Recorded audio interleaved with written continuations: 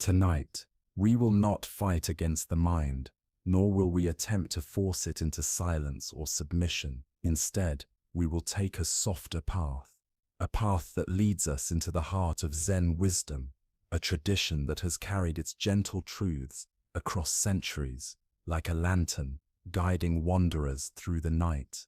These teachings are not complicated philosophies meant to be memorized or dissected. Rather, they are simple, yet profound truths, seeds of clarity that have the power to open vast inner landscapes. They are not commands to restrain the mind, but invitations, gentle hands that guide us away from the restless noise of thought and back toward the quiet sanctuary that is always waiting within us.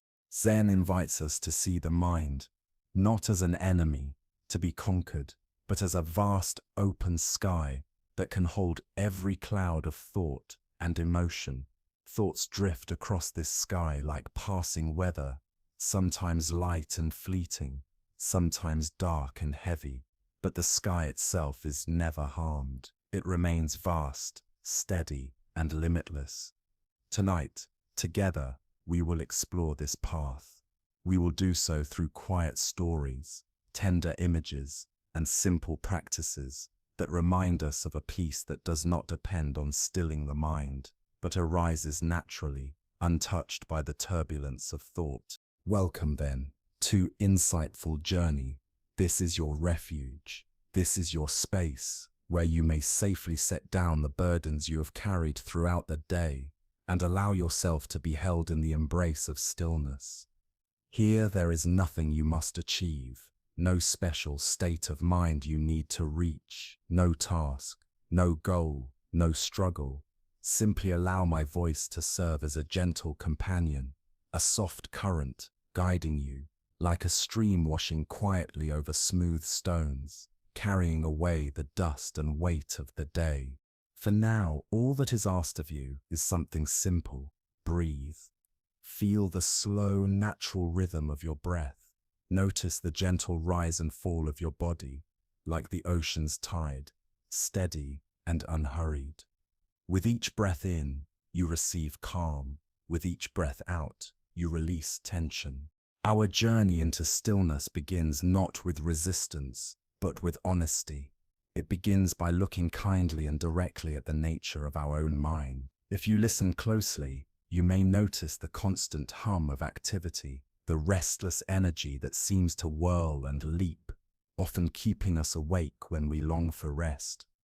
In Zen, this ever-moving energy is called the monkey mind. The name is not an insult, but a playful and compassionate recognition. The monkey mind leaps endlessly from branch to branch, one thought to another, one memory to a worry, one worry to a fantasy, restless, curious, never quite still. This does not mean you are broken. This is not a flaw, but the natural, untrained way of the mind. The path to peace is not found in caging the monkey or scolding it into silence. Rather, peace arises when we learn to sit with the monkey, to observe its leaps and chatter with a patient and friendly heart. And in time, like a small animal that learns it is safe, the monkey too begins to rest. There is an old Zen story about a young painter named Kai, who lived in a quiet village on the edge of a great, still lake. Kai's greatest dream was to capture the moon, not the moon in the sky, but its reflection, the perfect silver disk resting on the surface of the water. Each month, when the full moon rose, he would carry his finest brushes and silk canvases down to the lake's shore. He would sit beneath the stars, waiting for the moon to glow in still perfection upon the water. But each time he was disappointed. A gentle breeze would whisper across the lake, scattering the moon into 1,000 shimmering fragments. A fish would leap, its splash, sending ripples across the water that distorted the reflection. Even the light touch of an insect skimming the surface was enough to tremble the circle of light. Each disturbance ruined the image he longed to capture. Frustrated, Kai tried to control the lake. He tossed small stones into the water, hoping to counteract the ripples and restore its stillness. Yet his efforts only created more chaos, new disturbances, new waves, new distortion. The harder he tried to force the water into calmness, the more agitated it became. Kai would sometimes even hold his breath, as though the stillness of his body could somehow command the lake to still itself. But the more he tried to force silence upon the water, the more restless it seemed to become. With each attempt, his frustration deepened. His paintings grew tense and rigid, their strokes tight, his colors harsh. What he longed to capture, the serene, luminous beauty of the moon's reflection, slipped further and further from his reach. The life had drained from his art, leaving only the echo of his struggle. One evening, as the full moon rose bright over the mountains, an old monk descended from a small temple nestled high on the mountainside. His robe moved gently with the night air, and his pace was unhurried, as though each step belonged perfectly to the earth. When he reached the shore, he saw the young painter crouched in frustration, muttering at the wind, scowling at the broken reflection of the moon that danced restlessly on the rippled surface of the water. The monk stood quietly for a while, watching without judgment. Then, with the softness of someone speaking to a child, he lowered himself onto a nearby rock. His voice, calm as falling leaves, drifted through the night. The water is a very poor student, is it not? It refuses to be still for you. Kai turned sharply toward him, exasperation written across his face. "Master," he cried, "how can I ever capture the moon when the water will not cooperate? How can I hope to find stillness when there is nothing here but movement and disturbance?" The monk did not answer directly. Instead, he gestured toward the shimmering lake. His eyes reflected the same moon Kai was so desperate to hold. "You are trying to paint the moon," the monk said, "but you are refusing to paint the water. You see the ripples as a flaw, as an enemy to your art. But are they truly an enemy? Look closer, the shimmering, the shifting light, the endless dance of silver and shadow, that is the water's way. It is not resisting the moon, it is reflecting it in its own language, in constant change. The reflection is not ruined by the ripples, it is revealed through them." Kai blinked, unsure of how to respond. The monk's words did not feel like an answer, yet they rang with a quiet truth he could not ignore. The old monk then turned to him with a half smile. "For tonight," he said gently, "put down your brushes. Do not try to be a painter, be the lake. Sit as the water sits. Feel the breeze upon your skin, as the water feels it upon its surface. When a thought of frustration arises, let it ripple across your mind. Do not fight it. Do not try to smooth it out. Simply watch it spread, watch it fade. Observe the thoughts as you observe the water. Observe the moon as it is, not as you wish it to be. Do not demand that anything be different. Allow it all." With no other choice, and perhaps out of weariness, Kai obeyed. He set down his brushes, let his silk canvas rest in the grass, and sat beside the monk in the stillness of the night. At first his restlessness rose like a tide, impatience, irritation, the itch to paint, the demand for perfection. But as he did nothing but observe, he noticed something shift. His own thoughts rose and fell, just as the water's ripples did. His mind leapt, then quieted, then leapt again, and all the while, he simply watched. In this quiet watching, a deep calm slowly settled over him. For the first time, Kai realized that his own agitation had been the greatest disturbance of all, the true storm upon the lake. Time passed, the breeze softened, and eventually stilled. The lake's surface became a flawless black mirror, and the full moon hung within it, radiant, silent, whole. Yet now, as he gazed upon its perfect reflection, Kai's desire to capture it had transformed. He no longer longed to possess it. on his canvas. He saw that the beauty was never in a single, unmoving image. The beauty lived in the ripples, the shimmer, the waiting, the watching, and finally, the stillness. The entire journey was the painting. And with that realization, peace spread through him, not the peace of control, but the peace of allowing. The story of Kai and the lake is, in truth, the story of our own relationship with our minds. At night, when we lie in bed and long for rest, we too become painters demanding perfection. We wish for our minds to be as calm and smooth as an untouched lake, flawless, so that we might drift easily into sleep. And when thoughts arise, worries, memories, plans for tomorrow, we see them as intruders, enemies, ripples ruining the stillness we crave. So, like Kai, we try to force the mind into silence. We scold ourselves for thinking. We command ourselves, stop, be still, think nothing. We try to push away the ripples of thought, but in doing so, we are throwing pebbles into the lake, creating more disturbance, more agitation. The wisdom of Zen invites us to approach differently. It whispers, put down the brushes, let go of your agenda. You need not control the water, nor cage the mind. Simply become the observer. Watch with patience, with kindness. Allow the ripples to come and go. Let thoughts rise and fall, like the waves of the lake beneath the moon. Your mind is the lake. The thoughts are the ripples. They are not mistakes, not intrusions, not signs that you are doing something wrong. They are the natural, ceaseless activity of the mind, just as waves are the natural movement of the ocean, and the wind is the natural breath of the earth. Thoughts are not an obstacle to your peace. They are simply what the mind is doing in this moment. Peace, true peace, is not found in erasing every ripple, not found in the impossible task of forcing the mind to empty itself.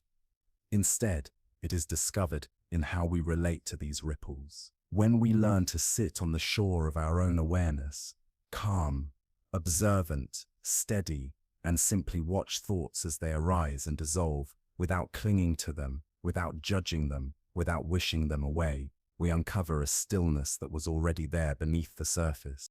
This is the stillness of the observer. It is the silent, spacious awareness that contains all activity, yet is untouched by it.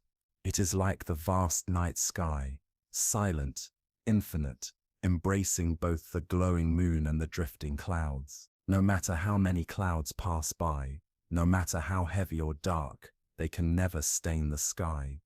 And in the same way, no matter how many thoughts arise, no matter how restless or anxious, they cannot stain the pure awareness that is your true nature.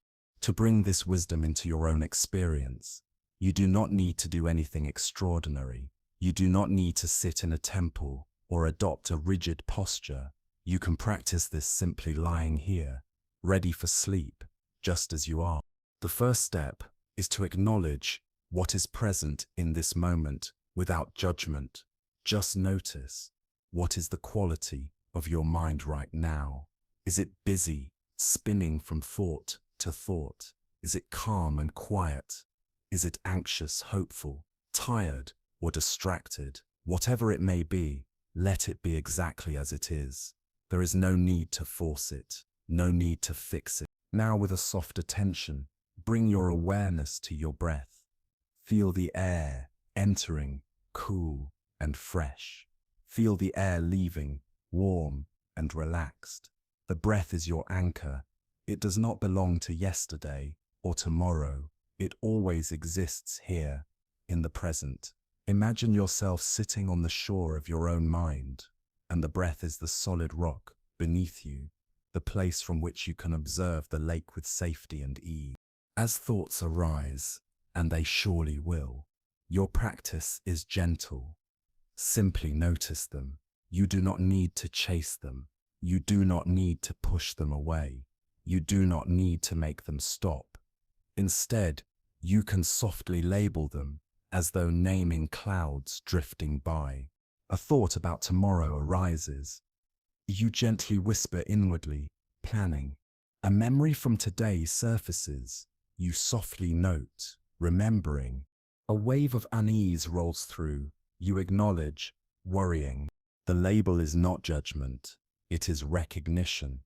A way of saying, this is just a thought, a ripple on the water, passing by. And then with kindness, guide your awareness back to the Veth, your anchor, your steady ground. The mind may wander 100 times. That is not failure, it is simply the nature of the monkey mind. Each time you return to the breath, it is a moment of success, a moment of waking up from the trance of thought and resting, once again, in the peace of the present. Be as patient with yourself as the old monk was with Kai. No hurry, no scolding, only gentle returning. Let your thoughts be the drifting clouds. Let your breath be the steady earth beneath you. And let yourself rest as the vast open sky that holds it all. Now pause here. Feel the rhythm of your breath. Inhale, exhale. Notice how it rises and falls like gentle waves on the shore. Allow your body to soften with each exhale, releasing the tightness you may still be carrying in your shoulders, your jaw, your chest. Let the weight of the day melt into the mattress beneath you. This is your time. This is your refuge. And as we rest in this quiet awareness, we arrive at a truth that Zen calls us to remember, a truth that feels almost unnatural in the busy rhythm of our modern lives. It is the wisdom of non-doing. We live in a world that prizes effort. From the moment we wake, we are trained to strive, to accomplish, to organize, to fix, to move forward. Success, we are told, belongs to those who try harder, push further, achieve more. This mindset becomes so deeply ingrained that we even carry it with us into bed. We turn rest into a task. We treat sleep as something to accomplish. We lie down and whisper urgently to ourselves, I need to fall asleep now. And then we begin to try. But this very striving is often the very thing that keeps sleep at bay. Zen wisdom invites us to explore another way, the way of Wu Wei, effortless action, the art of not forcing, of allowing things to unfold in their own natural rhythm. Sleep is not achieved through effort. It comes like dusk, like the tide, like the blossoming of a flower. It comes when we stop demanding and simply allow. There is an old story from a village renowned for its woodworkers. In this village lived a young carpenter named Lin. Lin was strong, ambitious, and determined. He believed mastery of his craft came only through force, through control, through bending the wood to his will. When he worked with a piece of timber, he battled it. If the grain resisted his chisel, he pressed harder, using all his strength to carve through. If the board was warped, he clamped it tightly, straining to bend it into the straight lines he desired. But the more he fought the wood, the more it resisted him. His work, though precise, lacked grace. His furniture was strong, but stiff. His carvings were exact, but lifeless. Lin's workshop was a place of constant struggle. The air was filled with the sharp sounds of grunting, the harsh scrape of tools, the crack of splintering wood, and long sighs of attrition. His benches were crowded with unfinished pieces, tables and chairs that stood rigid and lifeless. They served their purpose, but they lacked spirit. His work was functional, yet it seemed to carry the heaviness of his effort, the stiffness of his battle.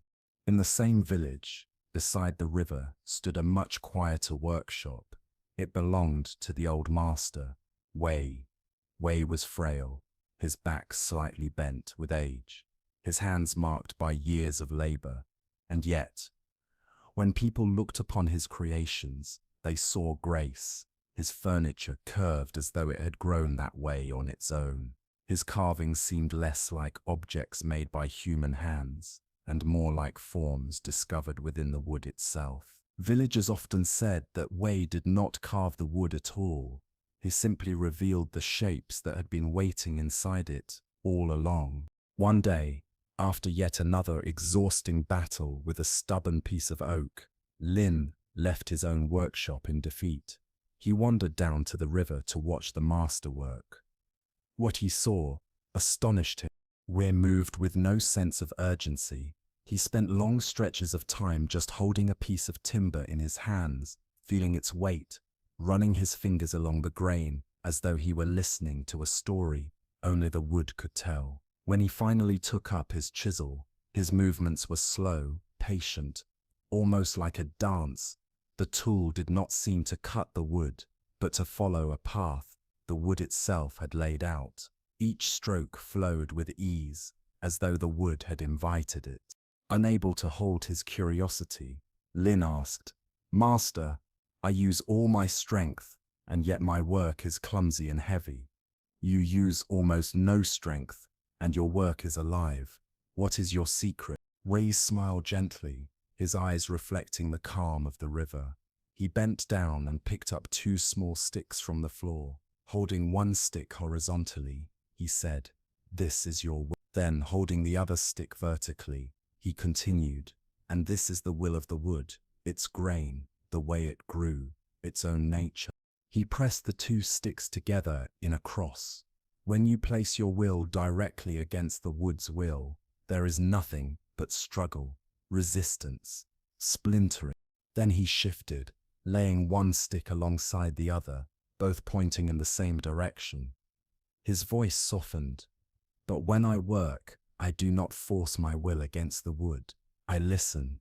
I feel its nature, its strengths and weaknesses, its unique path. And then I place my will beside it, traveling in the same direction. There is no struggle, no breaking. The wood shows me what it wishes to become, and I simply help it along. The art is not in forcing, the art is in listening and aligning." Wei's wisdom is the very heart of the practice of falling asleep. Sleep, like the grain of the wood, has its own will. It has its own nature, its own rhythm. It cannot be commanded, it cannot be pressed into submission by sheer force of effort. Sleep is not something we make happen. It is something that arises when the conditions are right. Yet so often, when we lie in bed at night, our minds buzzing, we press our will against the grain of rest. We repeat silently, "Sleep, I must sleep now." We glance at the clock, calculating the shrinking number of hours left before morning. We tighten with frustration at each passing minute, and in doing so, we are like Lin in his workshop, clamping the wood, pressing against its natural flow, and creating only more resistance. This struggle is the enemy of rest. It is the very opposite of what invites sleep. Our effort, our grasping, our urgency, all of it produces tension and alertness, a state that drives rest further away. The wisdom of non-doing, however, invites us to practice the way of Wei. It asks us to release the battle, to stop commanding, and instead to listen. It invites us to align ourselves with the natural process of rest, to trust it, to move in harmony with it. This means letting go of the goal of sleep itself. Paradoxically, the more we release the demand to sleep, the more likely sleep is to come. It is like opening a clenched fist. Only when you stop gripping can something new be placed in your hand. This shift is not small. It is a profound act of trust, trusting that your body already knows how to rest, trusting that if you create the right conditions, a quiet space, a comfortable bed, a softened mind, then sleep will arrive in its own time. It may not be when you demand it, but it will come, naturally, like the tide tailing to the shore. The art is not in trying to sleep. The art is in letting go of everything that stands in the way of sleep. And so, to practice this art of non-doing, begin by shifting your intention As you lie here, gently let go of the command "I must sleep." Instead, replace it with a softer, kinder intention. "I will rest." Resting is something you can do. Rest does not depend on the clock. Rest is not measured by success or failure. Rest is here, now in this moment, available to you with each breath. Sleeping is not something you do. It is something that happens naturally, like the setting of the sun or the blooming of a flower. Your only role for the next little while is simple: rest. Rest your body, rest your mind as best you can. Let that be enough. Begin with the body, your most immediate anchor. Bring your awareness to all the points where your body touches the surface beneath you. Notice the weight of your head resting on the pillow. Feel the heaviness of your shoulders, your back, your hips, and your legs sinking gently into the bed. With every exhale, imagine yourself letting go just a little more, surrendering a little deeper, as if the earth itself were reaching up to hold you. Allow gravity to do the work. You do not need to carry yourself now. You are safe to release your weight completely. Next, bring this same attitude of surrender to your muscles. Imagine a soft light of awareness slowly scanning through your body, beginning at the crown of your head and drifting downward. Wherever this awareness touches, simply acknowledge what is there: tightness, ease, or fatigue, without judgment, without needing to change it. Finally, extend this attitude of surrender to your mind. Allow your thoughts to rise and fall, to come and go, without needing to control them. Let them be there, like clouds drifting across the open sky. Your only task is to rest in the awareness behind the thoughts, the vast quiet space in which they appear. If you like, you can support this state of surrender with a simple, silent phrase. As you inhale, softly whisper inwardly, "I have nothing to do." And as you exhale, let yourself say, "I have nowhere to go." This is a radical act of contentment, a declaration that the present moment is enough. You are not trying to get to sleep. You are resting here, now, fully, and that is more than enough. By ceasing the struggle, you create the perfect conditions for the grain of the wood to reveal its true shape, for the river of rest to carry you without effort into the deep, quiet ocean of sleep. Our journey now leads us toward another essential wisdom: the importance of finding our center. So much of modern life pulls our energy upward and outward. The screens demand our gaze. Voices demand our response. The endless tasks of the day scatter our attention into fragments. Our mental energy rises into the head, sitting in loops of thought, analysis, and worry. And when the night comes, when external distractions fade, we often feel the imbalance even more strongly. We are left with an anxious sense of floating, as though we are untethered, drifting in a sea of thought with nothing solid beneath us. The wisdom traditions of Zen teach that true calm and stability are not found by battling the chaos of the mind. They are discovered by dropping our awareness down into the quiet, solid center of the body, the place where we are rooted, steady, grounded like a tree. There is an old story of a young woman named Ami who longed to become a master archer. She had a keen eye, a steady hand, and when she practiced alone in her courtyard, the arrows flew with grace and precision. Again and again they struck the center of the target. But in competition, her skill deserted her. The presence of the crowd, the eyes of the judges, the weight of expectation, these stirred storms of anxiety in her mind. Her thoughts raced. What if I miss? They are all watching me. I must not fail. Her body followed the turmoil of her thoughts. Her shoulders tensed. Her breath grew shallow. Her hands trembled almost imperceptibly. And so her arrows strayed wide of the mark. Disheartened, Ami sought guidance from a Zen master, himself a legendary archer. The master watched her shoot. He saw her technical skill, but he also saw the tremor beneath it, the thought of a spirit unrooted. He did not correct her aim. He did not adjust her form. He gave no instructions about bow or arrow. Instead, he told her to put her bow aside. For the next month, he said, your only training will be to stand still for 1 hour each morning. Ami was confused. How can standing still improve my aim? The master shook his head gently. Your problem is not in your arms or in your eyes. It is in your roots. You are like a leaf blown by the wind. You must become the tree. He instructed her to place her hands on her lower abdomen, a few inches below her navel. This, the master said, is your hara, your center, the root of your energy and your stability.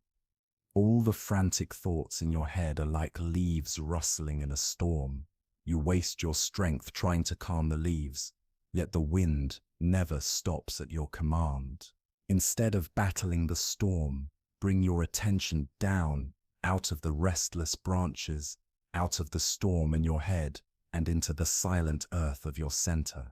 Breathe here. Feel the solidity. Learn to live from this place. Ami followed his instruction. Each morning, she stood still, hands resting on her belly, breathing gently into that quiet point below her navel. At first, it was maddening. Her mind raced back to its usual patterns, doubts, fears, rehearsed conversations, the endless noise of worry. Again and again, she had to guide herself back, like a shepherd, returning a straying lamb to the fold. But with patience, she returned each time to the simple rhythm of her breath in her belly. Little by little, something began to change. She felt more grounded, more steady, as though she were drawing strength directly from the earth itself. The chatter in her head did not vanish. It still rustled like wind through branches, but it no longer carried her away. It was just weather, passing, impersonal, no longer. When the master finally allowed her to pick up her bow again, Ami stepped onto the range with a new presence. The crowd was still there. The eyes of the judges were still upon her. The pressure had not disappeared, but she had discovered her anchor. As thoughts of fear rose in her mind, she did not resist them, nor did she let them rule her. She simply kept her awareness rooted in her center, in the slow, deep rhythm of her breath. She drew the bow. Her arms, no longer tense, moved with ease. Her gaze softened. Her energy flowed from a deep, stable place. She released the arrow. It flew silent and true, piercing the very heart of the target. Ami's journey from the storm of the head into the stillness of the hara is the same journey we are invited to take, especially when we are seeking rest. The storm of anxiety, the looping what-ifs, the replayed conversations. This is the chaos of the leaves. And just as leaves can never be stilled by tugging at each one, our anxious thoughts cannot be calmed by more thinking. To try is like pouring oil on a fire. Our efforts only feed the flames. Zen offers another way. Shift the seat of your awareness. Step down from the storm of the mind into the solid ground of the body, specifically into the hara, the deep center just below the navel. Here lies immense stillness, a reservoir of strength. It is not an abstract idea, but a living, physical experience. When you rest your attention here, the breath naturally deepens, the nervous system softens, the body begins to feel heavier, anchored, connected to the earth beneath you. Thoughts may still rustle above, but they no longer have the same hold. You are no longer a leaf tossed about by the wind. You are the tree, rooted, steady, unshakable. This shift from thinking into feeling, from head into body, is one of the most direct pathways into the calm that welcomes sleep. You can try this grounding now. As you lie here, if it feels right, place one or both hands gently on your lower abdomen. Let your palms rest softly. a quiet gesture of connection.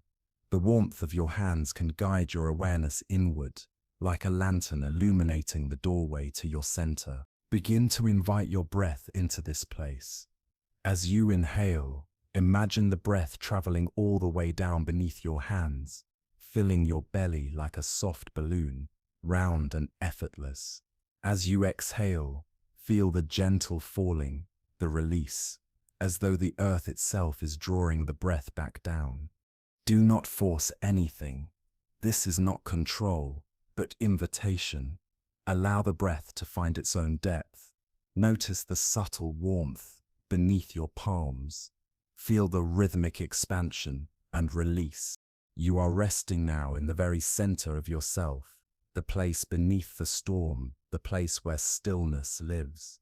This, the master said, resting his hand just below the navel, is your hara, your center, the root of your energy and your life.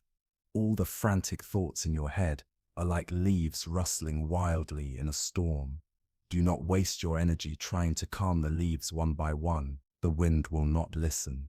Instead, bring your awareness down, out of the storm in your head and into the silent, steady earth of your center. Breathe into this place. Feel its solidity. Learn to live here. Ami practiced as he instructed. At first it was not easy. Her mind, accustomed to racing through worry and doubt, leapt back into its patterns the moment she turned inward. Thoughts crowded her like lurse birds, but each time, with quiet persistence, she guided her awareness back down, again and again, into the calm, steady feeling of her breath filling her belly. Slowly the shift began. She felt herself more grounded, more solid, as if she were drawing strength up from the earth itself. The constant chatter in her head did not vanish. It still whispered and hummed like wind through branches, but it no longer carried her away. It became background noise, nothing more. It was just the sound of the wind, and it was no longer her. When the master finally placed the bow back in her hands, Ami stepped onto the range with a new sense of presence. The crowd was still gathered, the judges still watching, the old pressure still heavy in the air. But this time, she had discovered a place to stand within herself. As the familiar thoughts of fear arose, she did not fight them. She did not scold them. She simply anchored her awareness in her center, in the slow, deep rhythm of her breath, in her belly. She drew the bowstring back. Her arms relaxed. Her mind grew quiet. Her energy rose from that deep, stable place. The arrow flew silent and true, burying itself in the very heart of the target. Ami's journey from the restless storm of her head into the steady ground of her hara is the same journey we are all invited to take, especially when we long for rest. The storm of anxiety, the endless what-ifs, the replayed conversations from the day, this is the chaos of the leaves. We cannot think our way into peace. Trying to solve anxiety with more thought is like trying to put out a fire with oil. It only feeds the flames. Zen wisdom points to another way. Shift the seat of your awareness. Drop it out of the spinning mind and into the body, into the deep, quiet center that is always there. This center, the hara, is a wellspring of stillness and strength. It is not just an idea, it is a direct, physical experience. When you rest your awareness here, your breath naturally deepens. Your nervous system softens. Your body feels heavier, steadier, more connected to the ground beneath you. Thoughts may still drift and stir above, but they lose their power over you. You are no longer a leaf tossed by the wind. You are the tree, rooted, grounded, unshakable. This shift from thinking to feeling, from head to belly, is one of the most direct paths into the deep calm that prepares the way for sleep. You can practice this grounding right now. As you lie here, if it feels comfortable, gently place one or both hands on your lower abdomen. Feel the warmth of your palms, a quiet signal guiding your attention downward. Let this touch be like an anchor, a reminder of your center. Now, begin to invite your breath into this space. As you inhale, imagine the breath traveling all the way down beneath your hands, filling your belly like a soft balloon, round and effort. As you exhale, feel the gentle falling, the release, as though the earth itself is drawing your breath back down. There is no need to force anything. This is not control, but invitation. Allow the breath to find its own rhythm, its own depth. Notice the warmth of your hands sinking into your body.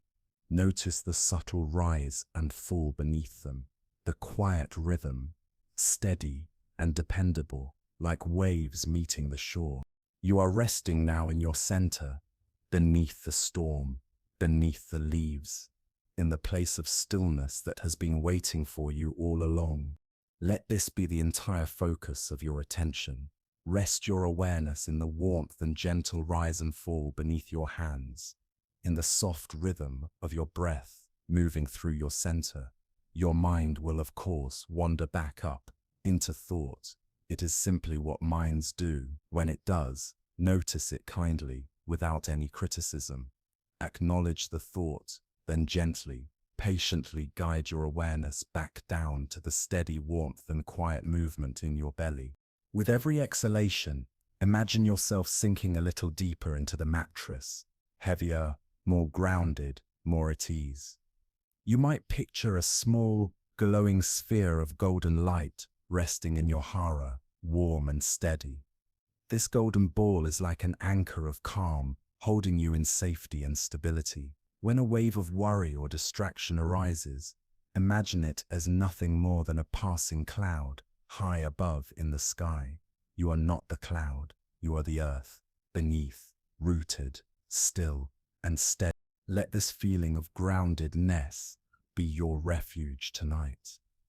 There is nowhere you need to go, nothing you need to solve. The world can spin on without you for a while. Your only task is to rest here at your core, in the quiet solidity of your own being. And now, having found some measure of rootedness, we can begin to look at the contents of the mind with a softer, kinder gaze. For so often, what keeps us awake at night is not only the restless energy of thoughts, but the voice of the inner judge. As the world around us grows quiet, this internal critic grows loud, replaying the events of the day, pointing out every mistake, every shortcoming, every moment where we feel we did not measure up. We lie in the dark, auditing ourselves with relentless scrutiny, holding ourselves to a standard of perfection that we would never demand of anyone we love. And this inner battle, this constant self-criticism, is exhausting. It creates a conflict within us, and conflict is the enemy of rest. Zen wisdom offers a gentle and transformative antidote to this poison of perfectionism. It is the teaching of wabi-sabi, the art of finding beauty in imperfection, in incompleteness, in the marks of time and touch. There is a story told of a young potter named Kenji, whose life was consumed by the pursuit of perfection. From dawn until dusk, he worked tirelessly at his wheel, his brow furrowed, his hands moving with practiced precision. His dream was to create the perfect tea bowl, a vessel flawlessly symmetrical, smooth and unbroken in glaze, perfectly balanced in weight, a piece without blemish. Kenji was gifted, but his obsession became his torment. For every bowl he allowed to remain on the shelf, he smashed 100 more. The faintest wobble in the rim, the tiniest bubble in the glaze, the slightest fingerprint left in the clay, any mark of human imperfection, and the piece was cast aside in disgust. His workshop floor became a graveyard of broken shards, the fragments of his own impossible expectations. One day, news spread that the most respected tea master in the province would be passing through the village. This was a great honor, for the tea master's eye for beauty was renowned. The village elder came to Kenji and asked him to create a bowl worthy of serving tea to the master himself. Kenji felt both proud and terrified. At last, here was his chance to prove himself. But he also knew the weight of the task. For days and nights he worked without rest, his hands raw, his mind consumed by the vision of the flawless bowl he must create. This was the chance Kenji had been waiting for, the ultimate test of his skill. He threw himself into the work with desperate intensity. For weeks, he barely ate or slept. His hands spun clay, hour after hour, his mind burning with perfectionism. Bowl after bowl emerged from his wheel, each one more technically flawless than the last. Their rims were smooth, their glazes even, their shapes exact. But still, none of them felt alive. They were cold, sterile, empty of soul. On the eve of the master's arrival, Kenji sat before his latest creation, a bowl as close to perfect as he had ever made. Yet, when he looked at it, something in him recoiled. It was lifeless. In despair, he smashed it to the ground, shards scattering across the floor. With nothing left, exhausted and hollow, Kenji sat among the ruins of his own striving.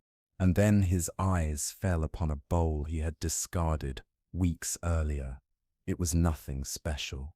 He had made it absent-mindedly at the end of a long day, and to his perfectionist's eye, it had been a failure. Its rim was uneven, one side slightly higher than the other. A thin, dark crack had formed in the glaze during firing, a flaw that had once filled him with shame. But now, in his state of surrender, he saw it differently. The uneven rim curved with a gentle character. The crack was no longer a scar, but a story, a testament to fire and time. The bowl felt humble, imperfect, but undeniably real. It felt alive. With no other option, Kenji decided to present this bowl to the tea master. The next day, when the master arrived, he received the bowl in silence. He turned it slowly in his hands, his thumb pausing to trace the line of the crack. Kenji held his breath, certain he would be scolded, humiliated. But when the master finally looked up, his eyes were not critical, they were filled with appreciation. "This," the master said softly, "is a bowl that understands tea. It is a bowl that understands life. It does not pretend to be flawless. Its imperfection tells its story, its journey through the fire. It is beautiful." The tea master's wisdom speaks to the heart of wabi-sabi. True beauty is not found in sterile perfection, but in the humble, authentic, transient nature of life itself. A wabi-sabi heart sees beauty in the weathered stone, in the gnarled branch of an old tree, in a tea bowl with a crack that reveals its passage through fire. Imperfections are not failures, they are marks of existence, the signatures of time, the evidence of life lived fully. And so often we are like Kenji. We hide our cracks, our vulnerabilities, our flaws. We strive to present a polished version of ourselves to the world. And when night falls, our inner critic emerges, tormenting us for every imperfection, every moment of weakness, every place we fell short of an impossible standard. This inner war exhausts us, keeping us restless and awake. The teaching of wabi-sabi is an invitation to lay down our arms. It is a practice of radical self-acceptance. It is the permission to be human. Your life, your body, your mind, your day, they will never be perfect. You will falter, you will carry scars, you will have moments of clumsiness, of regret. But wisdom is about erasing these flaws. It is about holding them with the same tenderness and reverence the tea master held Kenji's bowl. Can you trace the lines of your own cracks, not with judgment, but with compassion? Can you see them as the places where your humanity is most visible, the places that make you real, the places that make you beautiful? You can practice this self-acceptance now, at the end of your day. Instead of letting your mind default to a critical review, gently guide it toward compassion. Let a single moment from your day come to mind, a moment when you felt less than your best. Perhaps you were impatient with someone. Perhaps you made a mistake. Perhaps you stumbled in a conversation.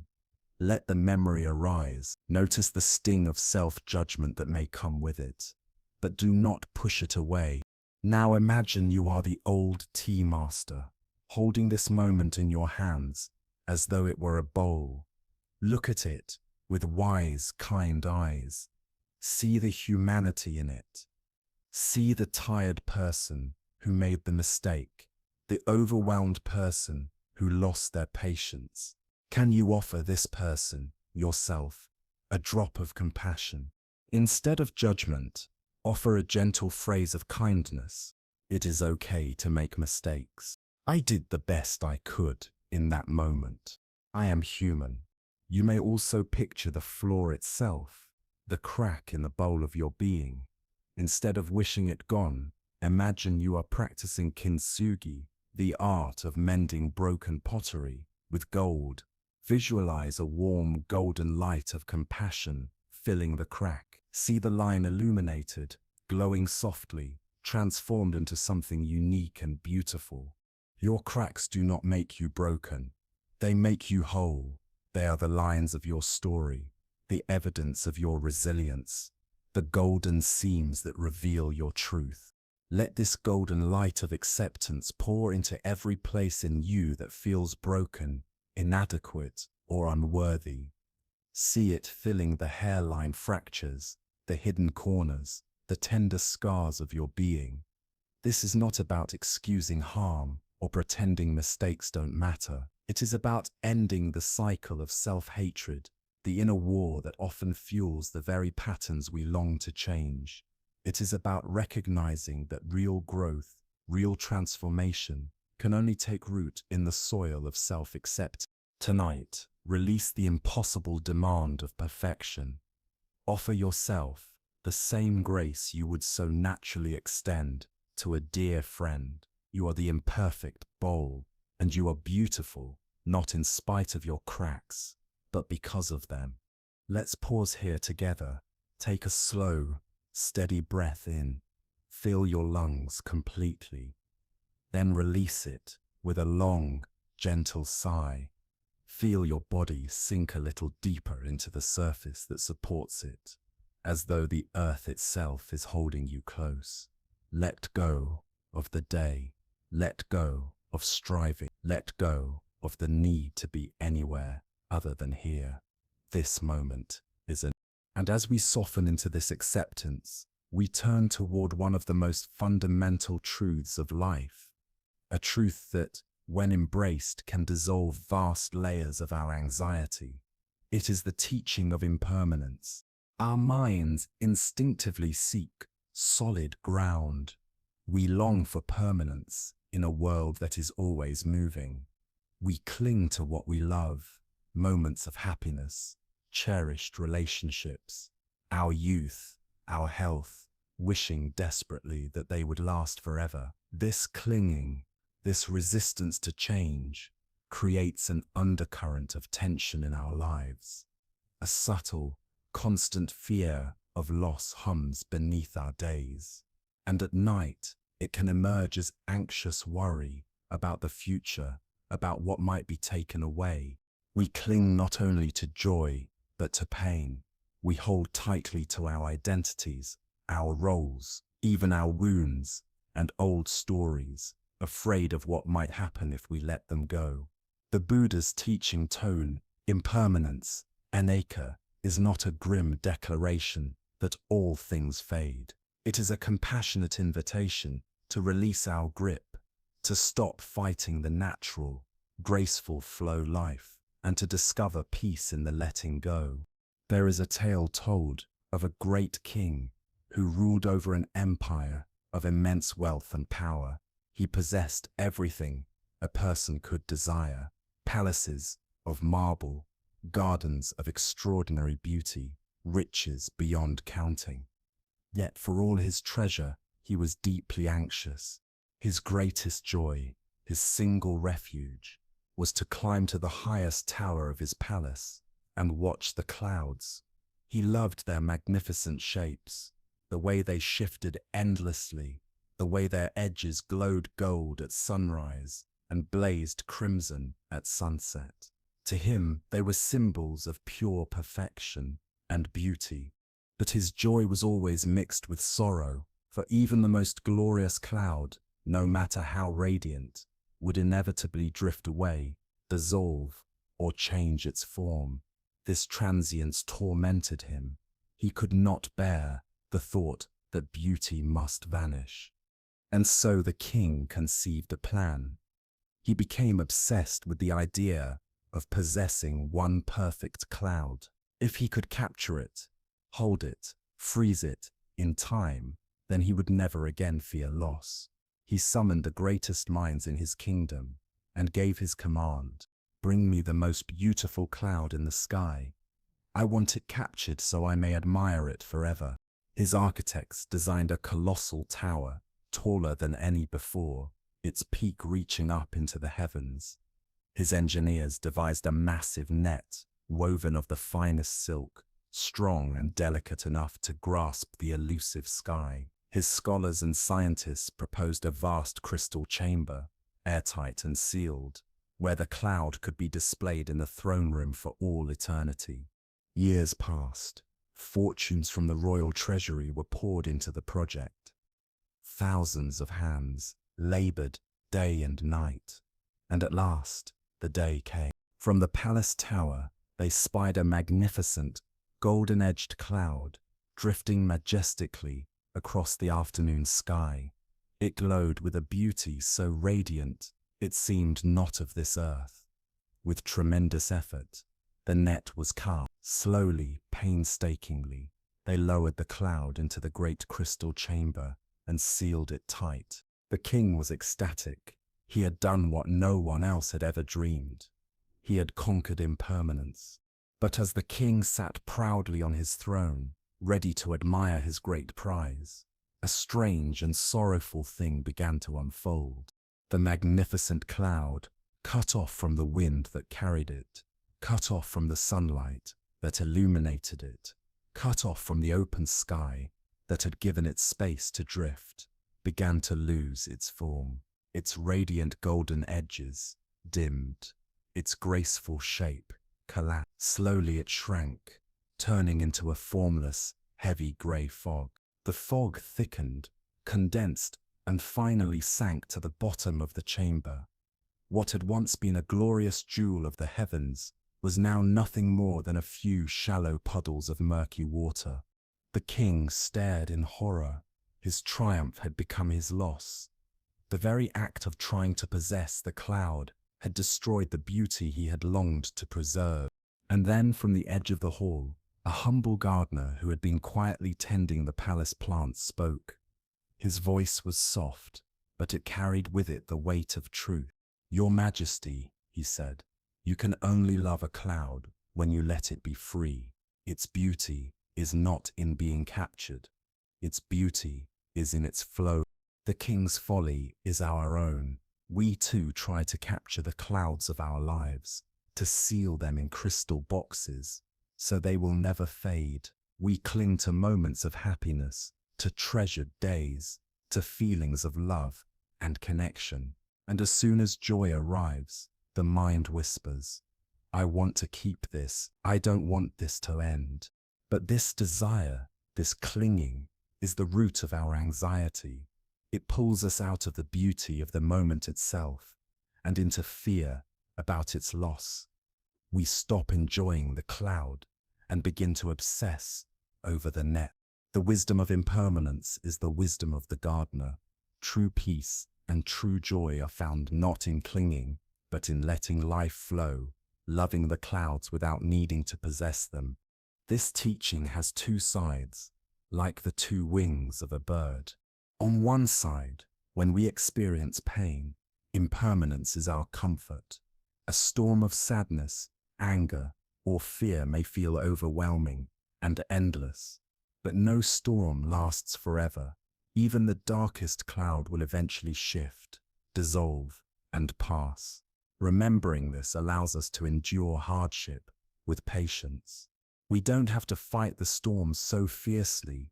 We can allow it to move through us, knowing it is temporary weather. On the other side, when we experience joy, impermanence deepens our love. Knowing that happiness, too, will pass makes it all the more precious.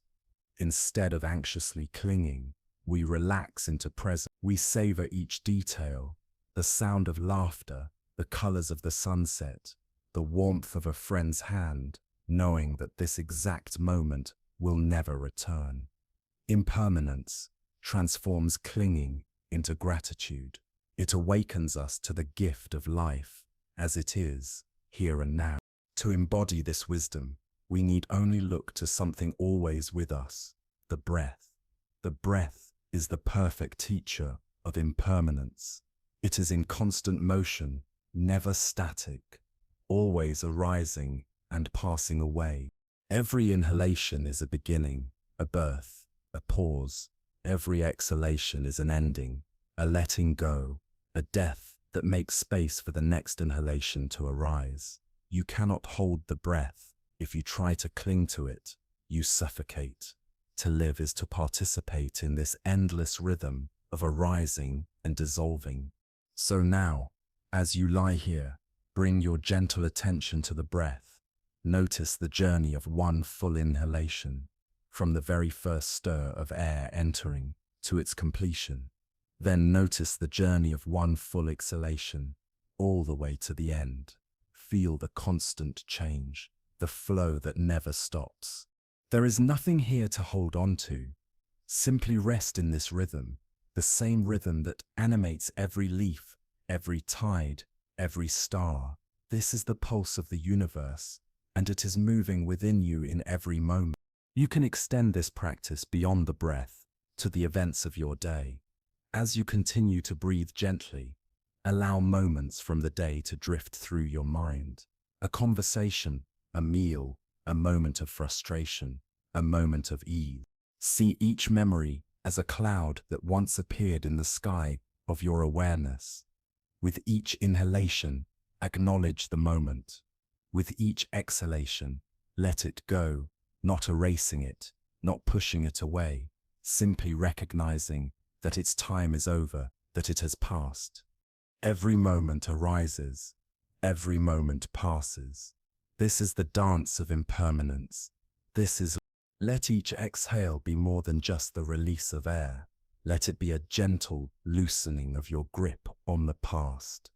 Every breath out is a small act of surrender, a soft opening of the hand that clutches. This practice is especially powerful for both the pleasant moments that your mind longs to cling to and the unpleasant moments it struggles to resist. With each breath out, you are training the mind in the graceful art of letting go. You are learning to be like the vast open sky, untouched, unburdened, allowing all the clouds of experience to drift through without needing to capture or hold a single one. This is freedom. This is peace. This is the wisdom that allows you to rest deeply, at ease with the ever-changing, ever-flowing nature of life. And as we begin to accept this truth of impermanence, we are gently led to an even more subtle and profound insight. So often we feel overwhelmed by our own minds. The sheer flood of thoughts, memories, plans, and worries can feel like a dense forest, crowding us in, suffocating us. We experience our thoughts as heavy, solid, and undeniable. And more than this, we experience them as we believe we are the thinker of the thoughts, the voice in the head, the constant commentator narrating our days. And yet, Zen practice invites us to question this, to look not only at the noise, but for the silence that holds the noise, to look not only at the content, but for the space that allows the content to appear. This is the gateway to the liberating wisdom of emptiness. There is a story of a young apprentice named Ren, who longed to study the art of calligraphy. under a great Zen master. His master gave him a single simple task: to practice drawing the enso, the Zen circle painted in a single fluid brushstroke. In Zen, the enso symbolizes the universe, enlightenment, the void, and the deep truth of all things. Ren practiced for months. He sat at his desk for hours each day, his brush in hand, his ink carefully prepared. But each circle he drew filled him with frustration.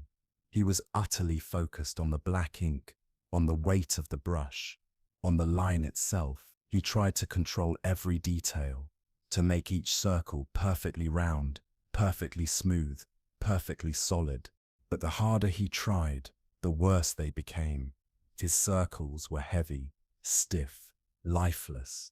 They looked less like symbols of the universe and more like cages, tight, closed, suffocating. One day, the master came to watch him practice.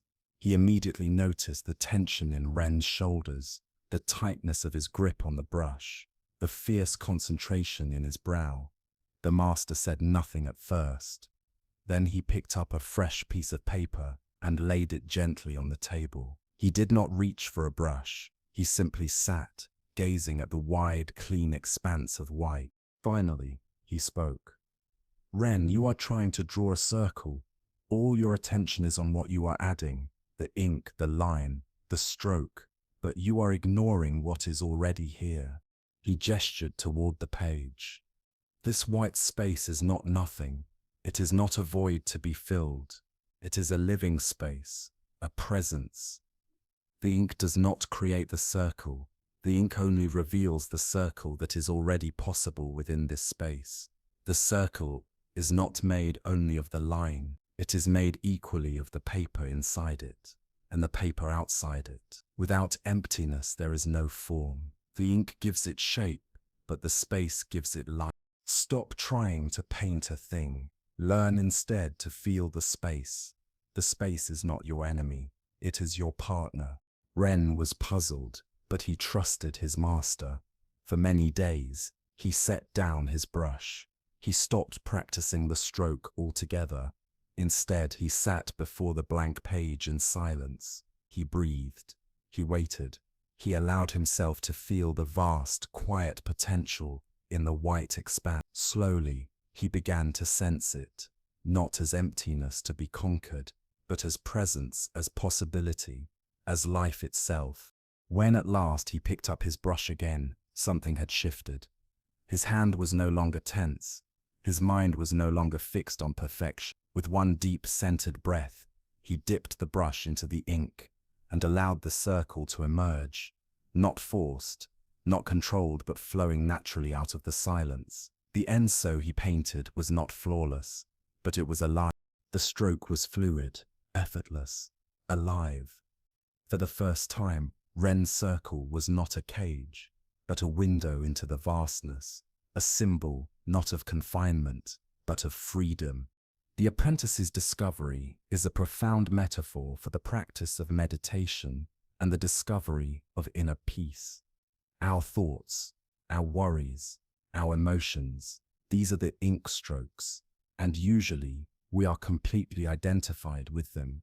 We believe they are solid and real. We believe they define who we are.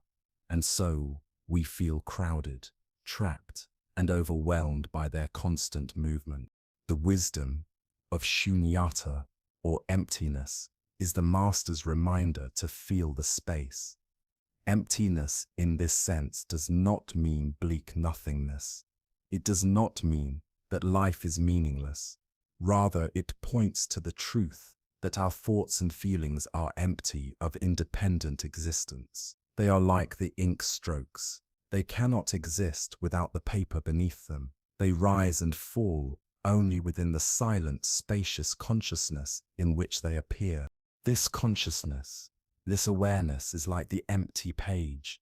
It is always here, silent, vast, unchanging, beneath and around the noise of our thinking. And just as the page is never truly harmed by the marks of ink upon it, awareness is never disturbed by the content of the mind. Peace does not come from trying to erase thoughts, from wiping the page clean.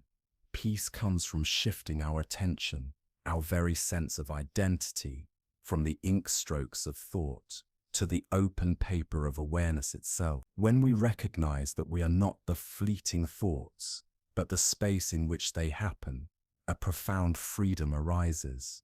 We are no longer trapped inside the black circles of our worries. We are the page, spacious, still, and able to hold everything with ease. You can experience this directly through practice. Begin by becoming aware of the sounds around you, the hum of a fan, the whisper of wind, the creak of a floorboard, perhaps even the sound of your own breath. These sounds are like strokes of ink. Now shift your attention and notice not just the sounds, but the silence that allows them to be heard. Sense the vast, quiet field in which sound appears and disappears. That silence is always here. You do not need to create it. You need only notice. Then, turn the same form of listening inward. Become aware of your thoughts as they rise. Like inner sounds, like images on a screen, they are the content. But can you also become aware of the silence behind them, the still awareness that watches without judgment? Notice that between one thought ending and the next beginning, there is a tiny gap, a moment of pure stillness. Rest there, even for an instant. This is not about lengthening the gaps or forcing the mind to stop. It is simply about becoming more interested in the space than in the furniture within it. You might ask yourself gently, what is it that is aware of this thought? Do not look for a verbal answer. Instead, feel into the quiet knowing presence that is here before the thought, during the thought, and after the thought has gone. This presence is your true nature. It is spacious, peaceful, free. By shifting your identity from the restless content to the timeless awareness that holds it all, you find an unshakable peace, a peace not dependent on your mind being silent, but a peace that is already here, like the page that remains beneath every mark. And when we learn to see the vast empty space of awareness, we realize something even deeper. It is not a cold void. It is a space of infinite potential. It is a space that can hold not only our thoughts and worries, but also a boundless capacity for warmth, kindness, and connection. So often, when we suffer, our awareness contracts. We shrink into the small, lonely room of our problems. Our hearts, in their attempt to shield us from further hurt, grow hard and closed.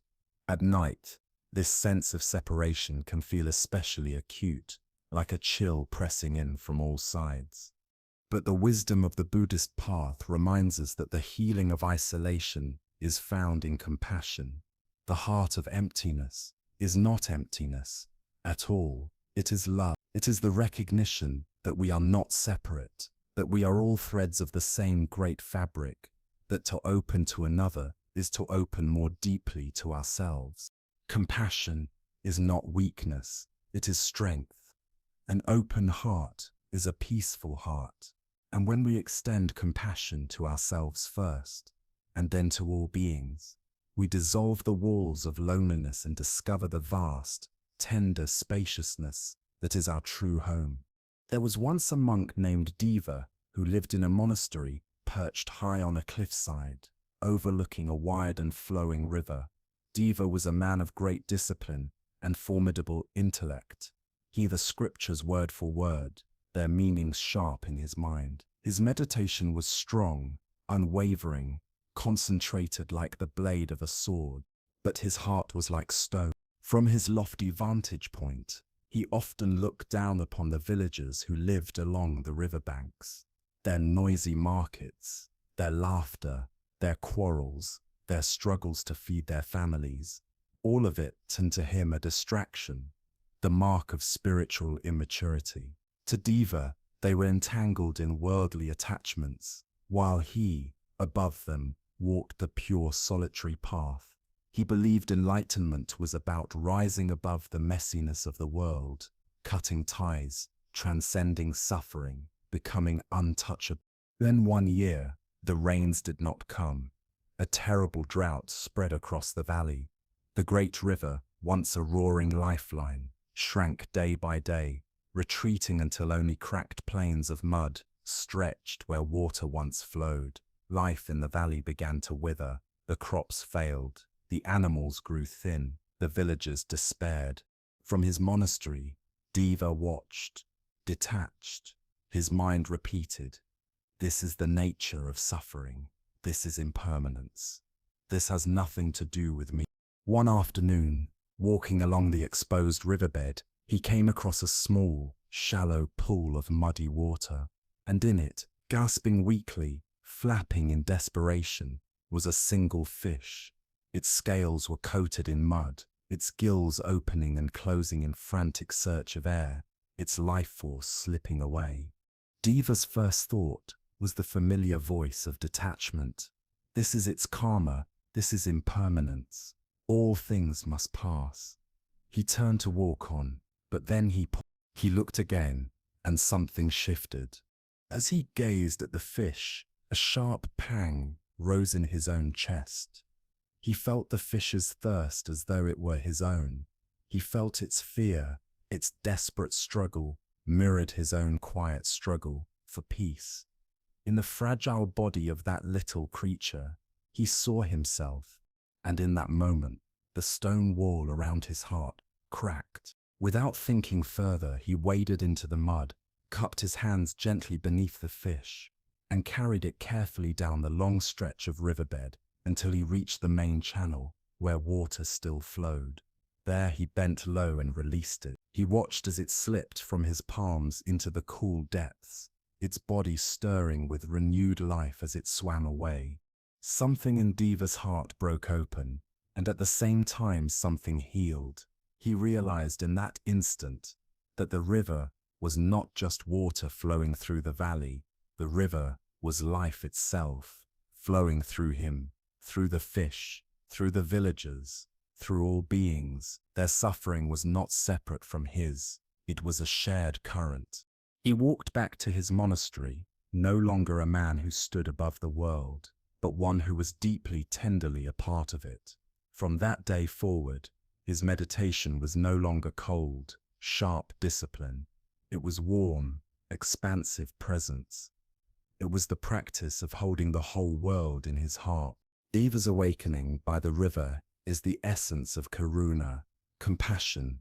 It is the moment we stop being a detached observer of suffering and allow ourselves to feel our shared humanity. Compassion is not pity, which looks down from a distance. Compassion is empathy, the willingness to feel with another, to recognize our shared vulnerability, and to wish sincerely that all beings be free from suffering. And compassion has a close companion, metta, loving kindness. If compassion is the wish that beings be free from suffering, then loving kindness is the wish that beings be happy and well. Together, they are the two wings of the bird of awakening. Wisdom and intellect are one wing, but without the other wing of compassion, the bird cannot fly. This practice of compassion and kindness is also the most powerful antidote to the states of mind that keep us awake at night. Fear, anger, judgment, loneliness, a heart that is hard and critical toward itself or others is tense and contracted. A heart that radiates kindness is soft, open, and at rest. And importantly, compassion must begin with ourselves. We cannot pour water from an empty well. Many of us find it easier to feel compassion for a suffering animal or for a friend in pain than for ourselves. Yet when we meet our own struggles, our mistakes, our anxieties, our exhaustion with harshness, we deepen our suffering. Self-compassion is not indulgence.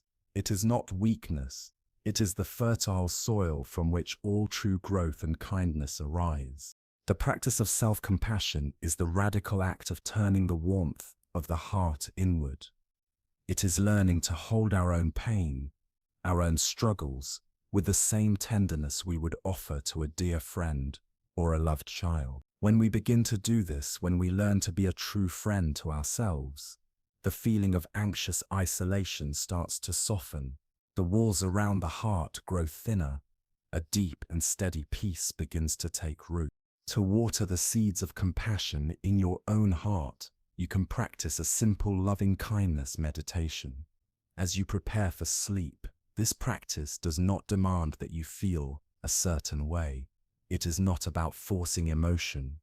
It is about setting a gentle intention. The sincerity of the wish is what matters. Find a comfortable position. If it feels natural, place a hand over the center of your chest. Let this physical gesture remind you of tenderness, of care. Begin with yourself. Slowly, silently repeat these phrases in your mind, letting them be like soft prayers, like ripples spreading across a still pond. May I be safe. May I be happy. May I be healthy. May I live with ease. Let the words be gentle. You do not need to believe them fully. You do not need to summon emotion. You are simply planting seeds in the soil of your heart. If resistance arises, if feelings of unworthiness appear, meet those too with kindness. Offer compassion even to the part of you that struggles to accept compassion. Stay with this for a few moments, offering yourself this unconditional goodwill. Then, when you are ready, bring to mind someone you love easily, a dear friend, a family member, even a beloved pet. Picture them clearly in your mind, resting safely, smiling.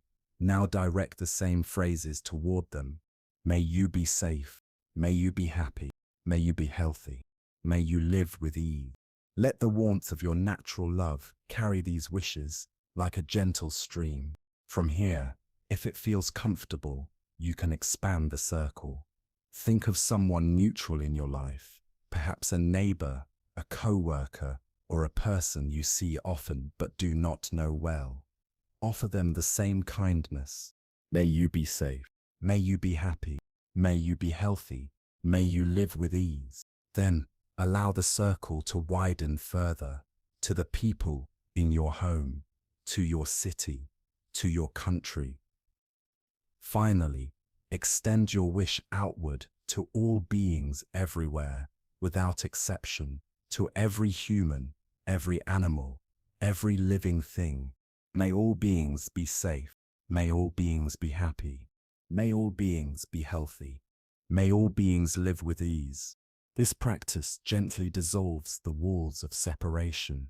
It connects you to the great current of shared humanity, to the universal wish for peace that lives in every heart. And it offers you a soft and gentle way to fall asleep, not wrapped in the cold blanket of worry, but in the boundless warmth of kindness. Pause here. Feel the quiet presence in the center of your chest. Let your breath be soft and easy. Allow your heart to feel open, spacious, and at rest. You are held in a vast web kindness. You are not alone. And now, having opened the heart, we can turn toward the mind with a new sense of possibility. For often our inner world feels like a chaotic wilderness, a tangled jungle of thoughts and emotions, over which we seem to have no control. In the vulnerable quiet of the night, we feel at the mercy of whatever worry or mood happens to arise. This helplessness itself becomes a source of anxiety. But the Buddha's teachings remind us of something liberating. We are not prisoners of our minds. We are their gardeners. We may not be able to control the weather.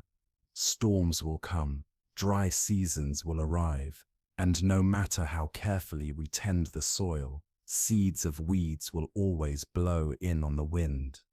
But we absolutely have the power to tend the ground of our own mind. We have the power to nourish the plants we wish to grow and to gently remove the weeds that choke the life from the garden.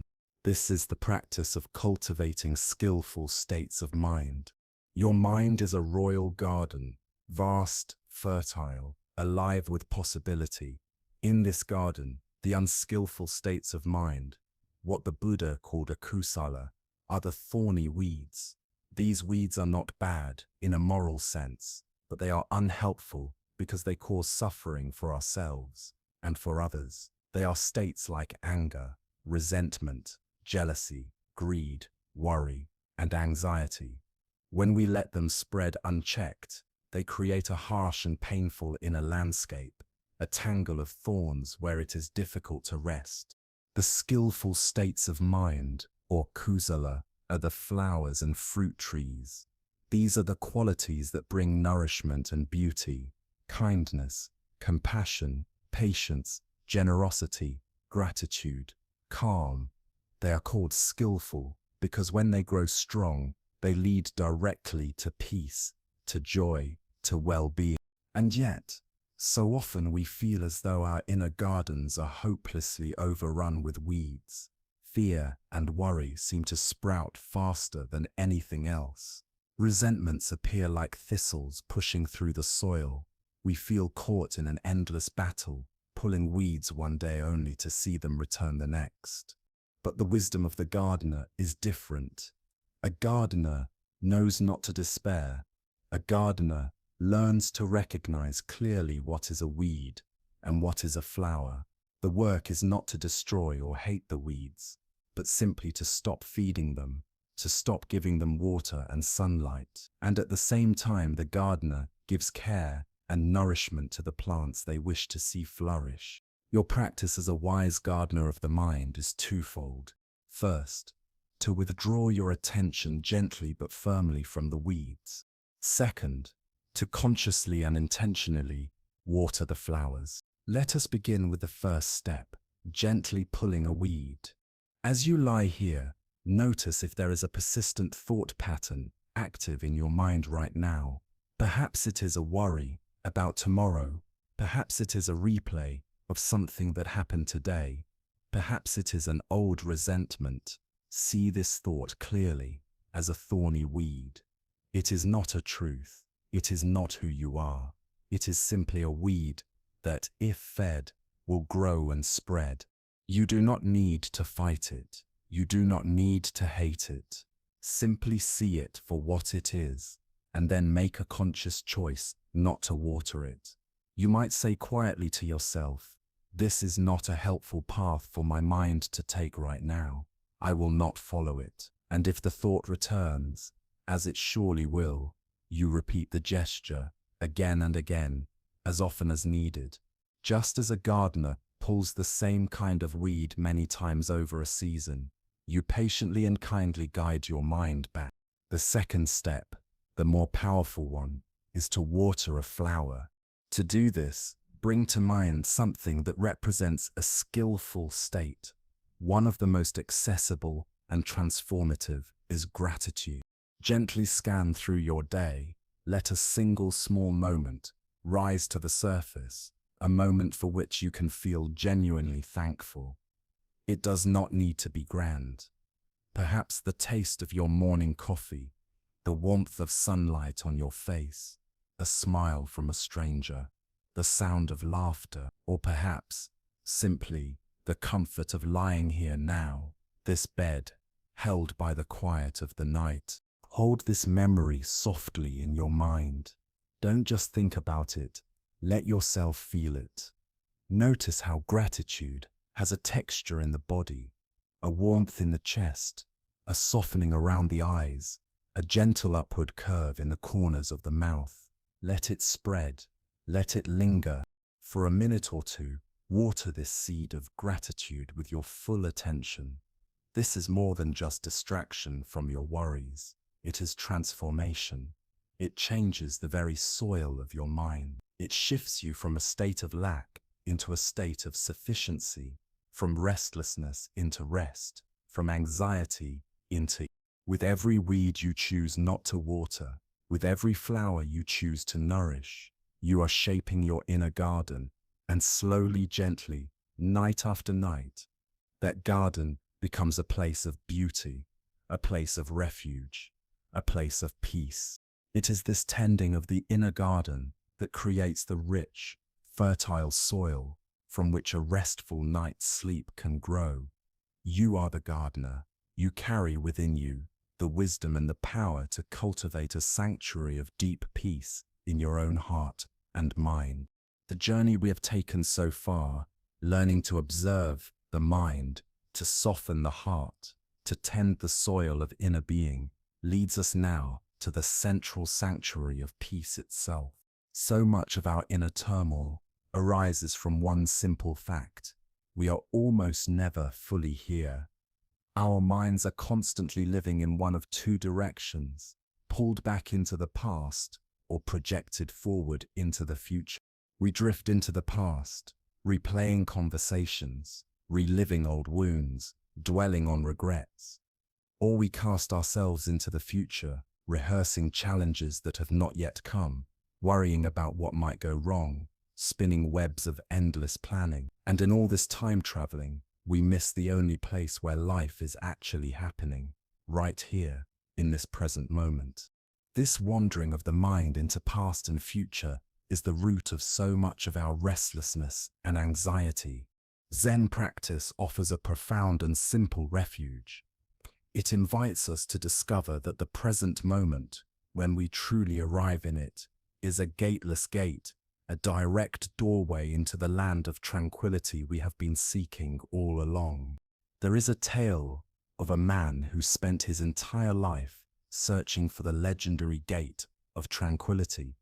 The ancient scriptures said that beyond this gate lay a hidden kingdom where there was no suffering, no fear, no anxiety, only a perfect and unshakable peace. The man's search became his life's obsession. He pored over old maps. He sought out sages. He wandered to the farthest corners of the earth. He climbed jagged mountains, crossed scorching deserts, and sailed stormy seas. Always, he searched for the magnificent gate he imagined, carved of jade, inlaid with gold, standing proudly between two great peaks. Years became decades. His hair grew white, his body frail, his steps unsteady. Hope dwindled. At last, weary and heartsick, his travels brought him to a small, humble hut, perched on a quiet mountainside. Inside lived a hermit of great age, his face lined with kindness. The old traveler poured out his story, his lifelong quest, his endless searching, his failures. His voice trembled as he whispered, "I have spent my entire life seeking the gate of tranquility, and I have failed. Please, tell me where it is before I die." The hermit looked at him with eyes full of compassion. He said nothing at first, but gently gestured for the traveler to sit. With slow, mindful movements, he lit a small fire, boiled water, and prepared a pot of tea. He poured a steaming cup and placed it carefully into the old man's hands. "Tell me," the hermit said softly, "what do you feel in your hands right now?" The traveler, startled by the question, lowered his gaze. For the first time in years, he really noticed. "I feel the warmth of the cup," he said, his voice quiet with surprise. "Good," said the hermit, nodding. "And what do you hear?" The traveler tilted his head. He listened, really listened. "I hear the wind in the pine trees. I hear my own breath. I hear the gentle hiss of the steam." "And what do you see?" asked the hermit. The traveler's eyes followed the curling steam rising from the cup, dancing in the sunlight, changing shape with each breath of wind. He stared, mesmerized, watching its delicate forms appear, and in that simple watching, in that moment of feeling, listening and seeing, his restless mind grew still. A peace unlike any he had ever known flooded through him. He looked up, his eyes wide, his heart suddenly light. The hermit smiled, a deep, knowing smile. "You have been searching the whole world for a great gate," the hermit said. "But the gate of tranquility is not a place you must arrive at. It has no walls. It has no doors. It has no locks. It is here, wherever you are, whenever you step fully into this moment. It is always here. the feeling of the warm cup in your hands. That is the gate, the sound of the wind moving through the trees. That is the gate. This very breath you are taking, rising and falling in your body. This, too, is the gate. You have passed through it 1,000,000 times already on your journey, but the mind, always searching for the next mountain to climb, never noticed. The traveler's story is our story. We too search endlessly for peace, as if it were hidden somewhere in the future. We tell ourselves, I will rest when the bills are paid, when the relationship is fixed, when I finally achieve my goals, when I at last get a good night's sleep. We treat tranquility as a distant destination. But the most radical, liberating teaching of Zen is this: peace is not a destination. Peace is the beginning.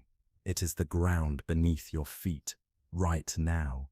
It is the very nature of the present moment, when it is not clouded by thoughts of past or future. The gateless gate is one of Zen's great paradoxes.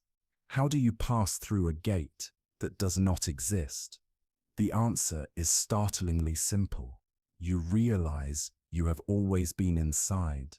The only thing keeping you from experiencing the peace of the present moment is the belief that it is elsewhere. The thinking mind is the map maker. It is always drawing paths, always charting courses away from here, but all of its maps lead away from the treasure. The treasure has always been here, beneath your feet, waiting for you to notice.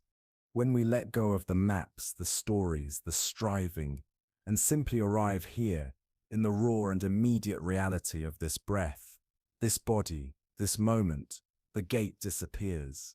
There is a threshold to cross. We are already home. This is not complicated. In fact, it is the simplest thing in the world. It is the cool weight of the blanket on your skin. It is the gentle rhythm of breath moving in and out.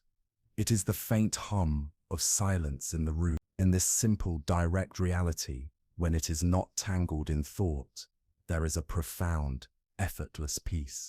To practice walking through the gateless gate, you can use your senses as anchors, each one a doorway into presence. As you lie here, begin by opening your awareness to sound, not straining, not searching, just receiving. What do you hear? Perhaps the sound of your own breath, faint and steady. Perhaps a quiet hum from somewhere in the room.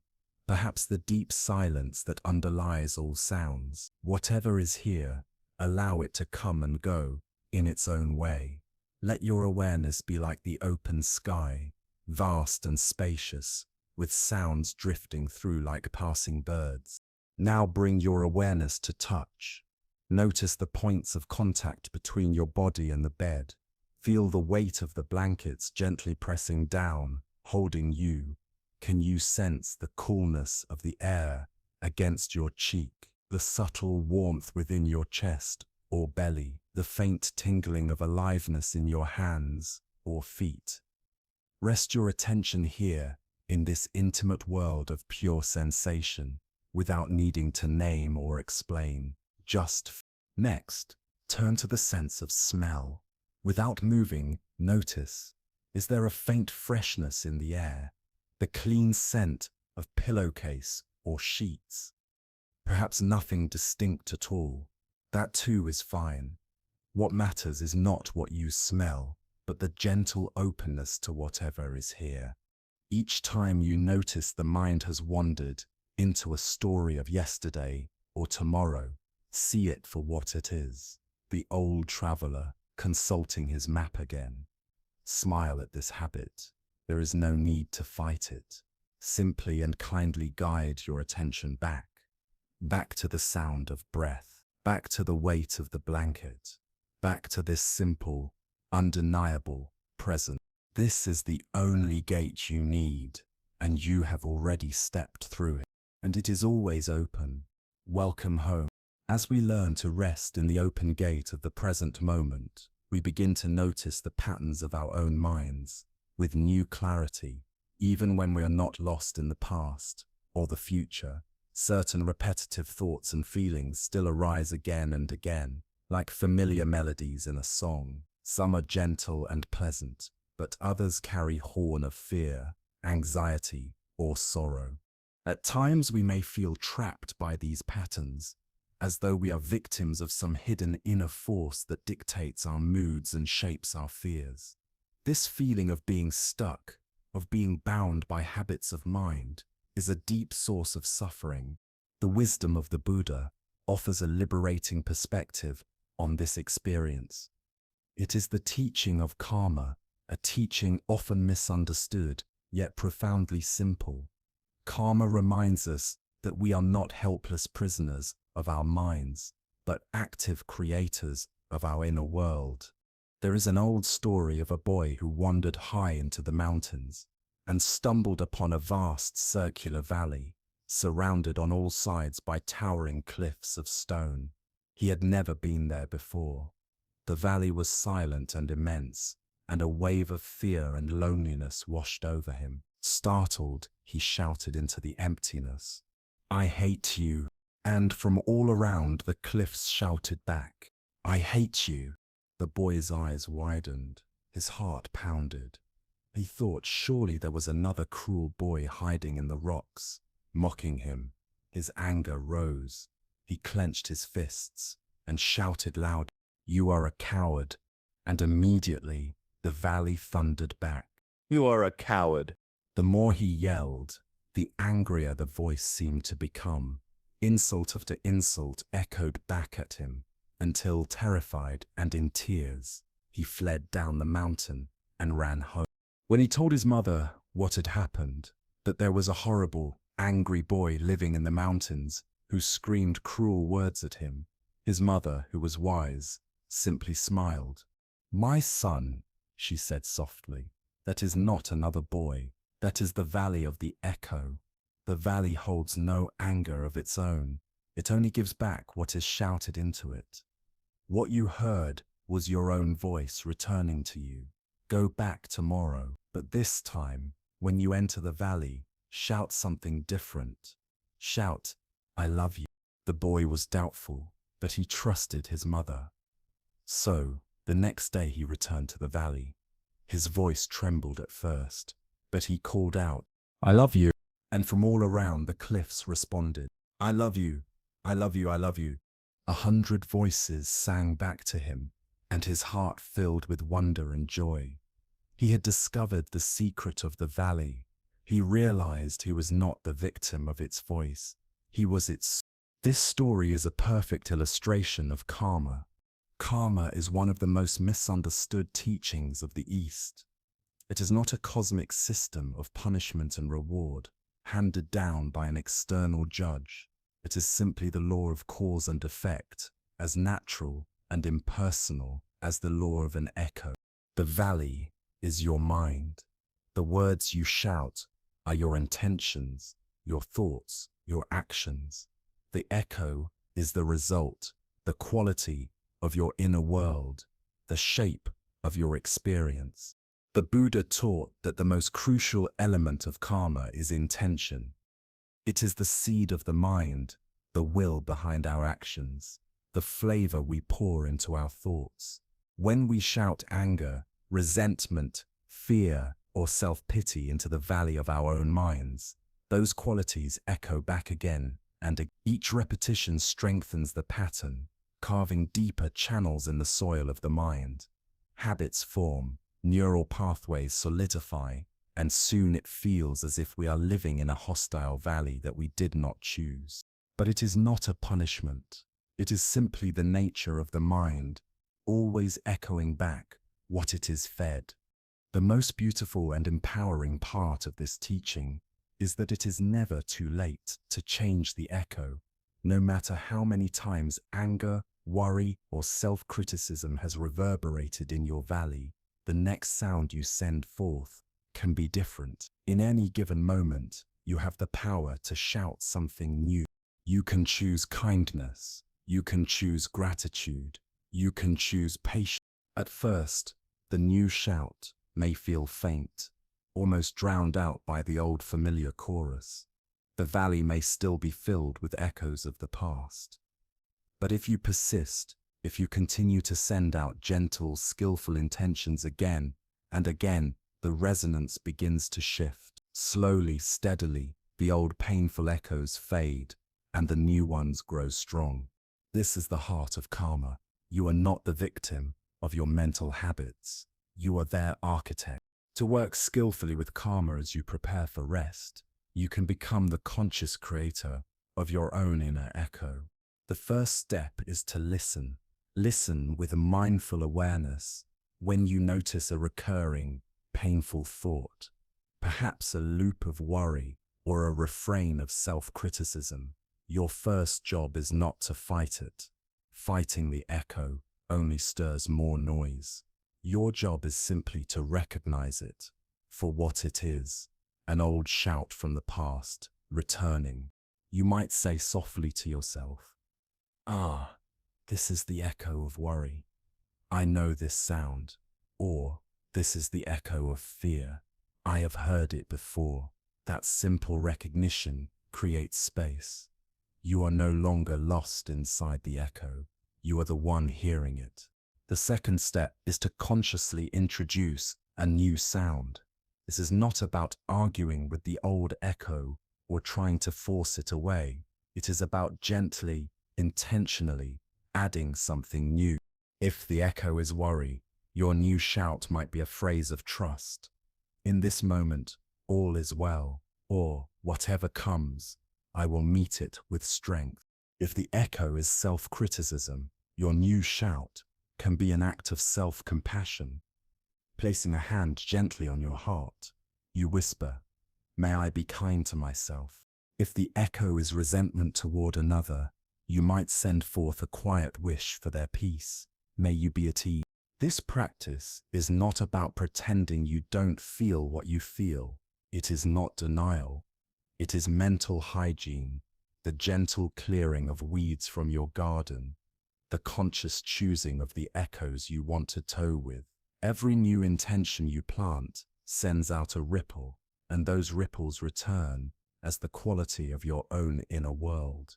Tonight, you can begin a new echo by introducing a single phrase of kindness, a single breath of trust, a single spark of compassion. You plant the seeds for a peaceful tomorrow.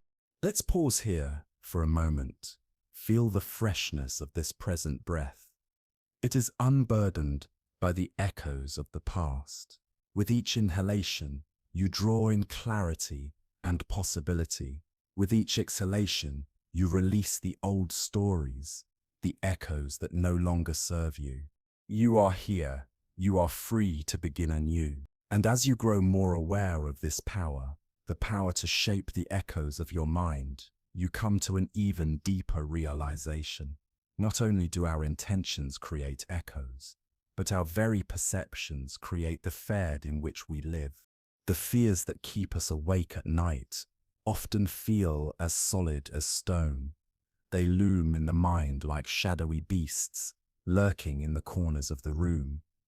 Anxiety can seem like a predator, crouching just beyond the light, threatening our safety, demanding our vigilance.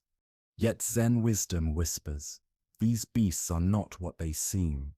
They are shapes cast by the mind itself, shadows mistaken for monsters. When we look more closely, when we shine the light of awareness directly upon them, their solidity begins to dissolve. We often believe our feelings are direct reports on reality itself, as if the mind were a flawless mirror, reflecting the world exactly as it is. But the teachings of Zen invite us to look close. Our experience of the world is not the world itself. It is a picture of the world, painted stroke by stroke with the brush of our own mind.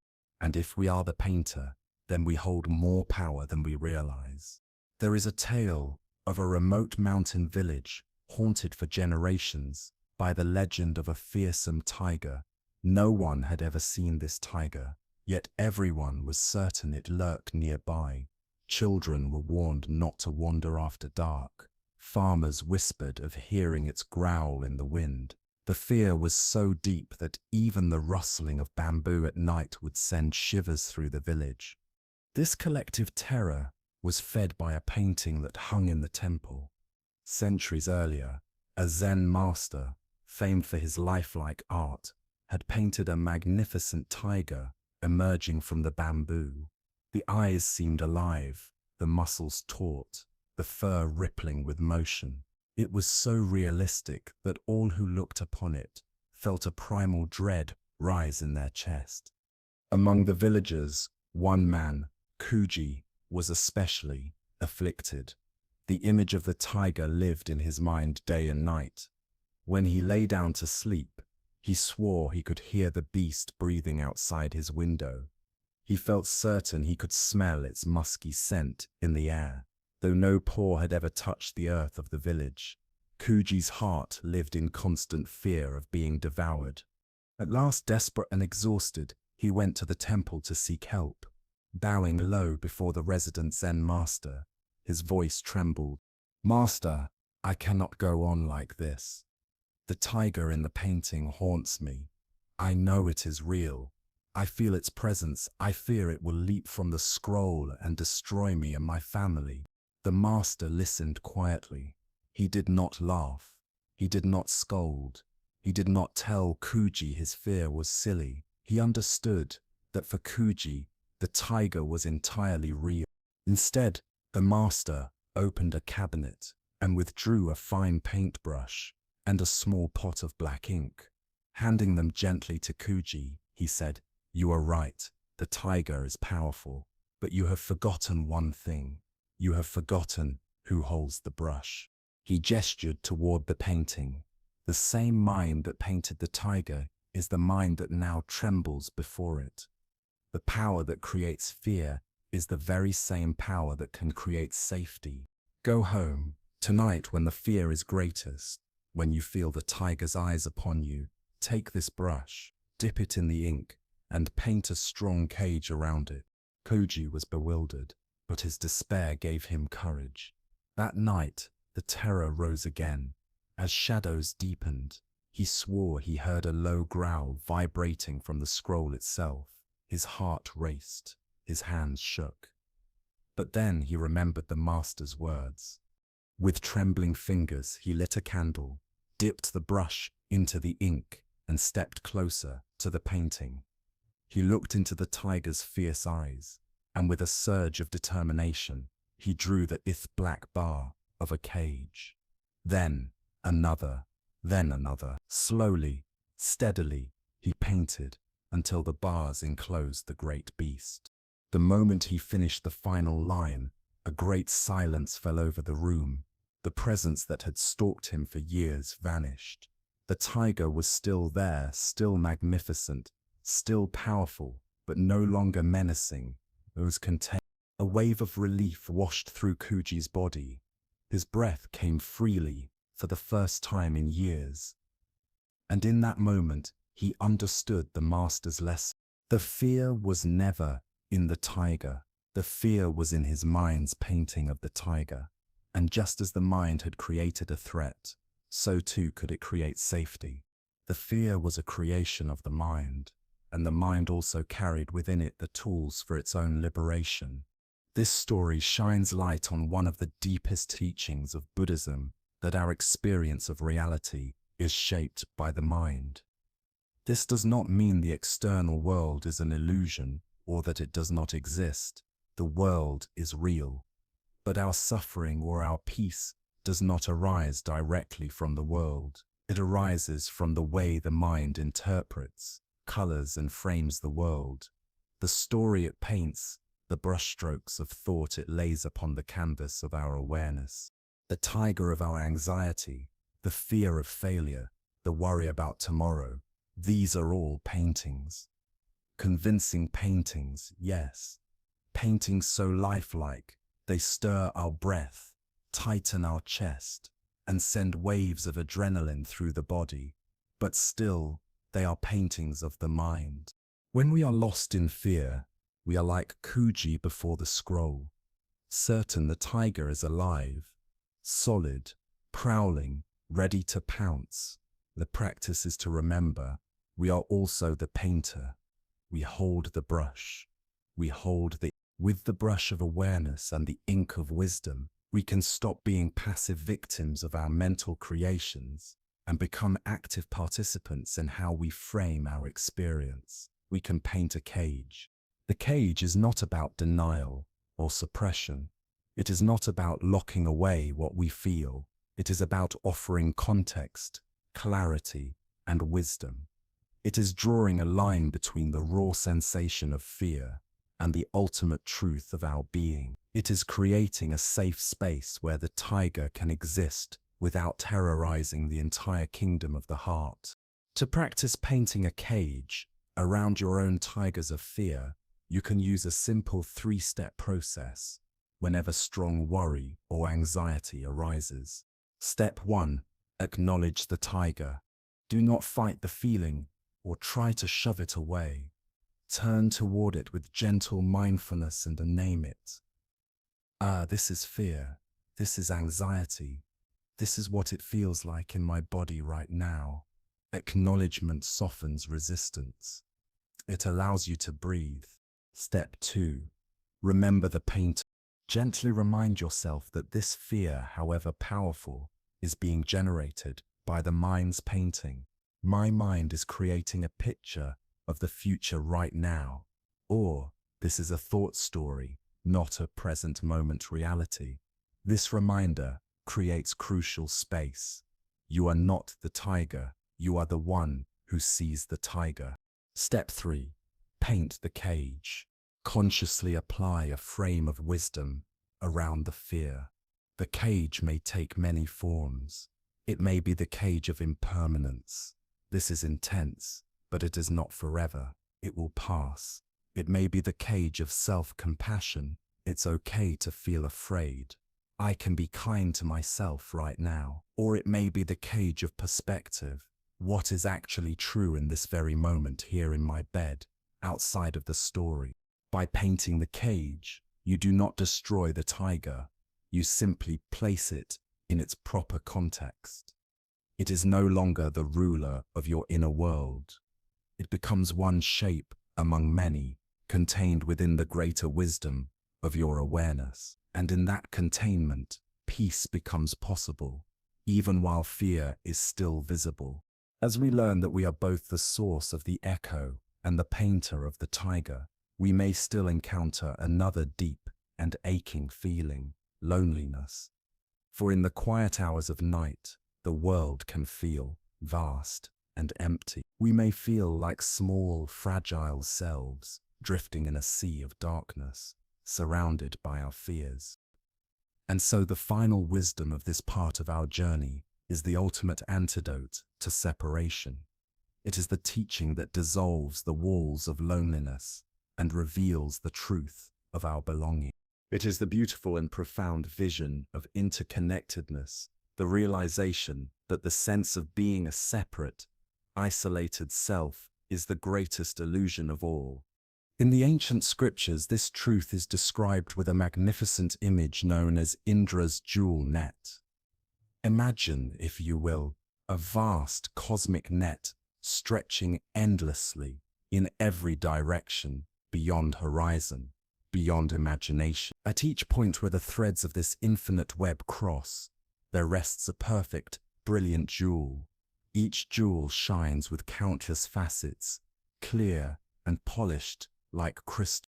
And within every jewel, if you gaze closely, you can see reflected the light of every other jewel in the net.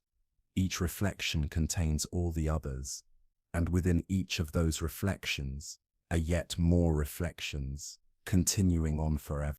In this vision, no jewel exists by itself. None shine alone.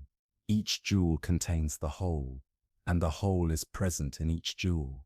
This jewel net of Indra is one of the most profound metaphors for reality itself.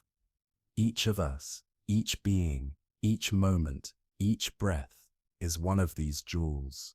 On the surface, we may appear separate, just as each jewel rests in its own place on the net. But in truth, we are inextricably connected, sustained, and defined by our relationship to all the others. You are not a sealed fortress. You are a meeting place of the universe. Your in-breath is possible only because of trees, grasses, plankton, and the work of countless living things. The water in your body was once a drifting cloud, a mountain stream, an ocean current. The food that nourishes you carries the warmth of the sun and the minerals of the soil. The very language you use to think was shaped by generations before you, by poets' ancestors, strangers you will never know. Look deeply, and you cannot find a single element within you that is separate from the vast whole.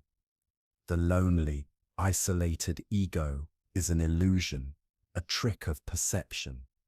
The reality is that you are held in a shimmering web of life.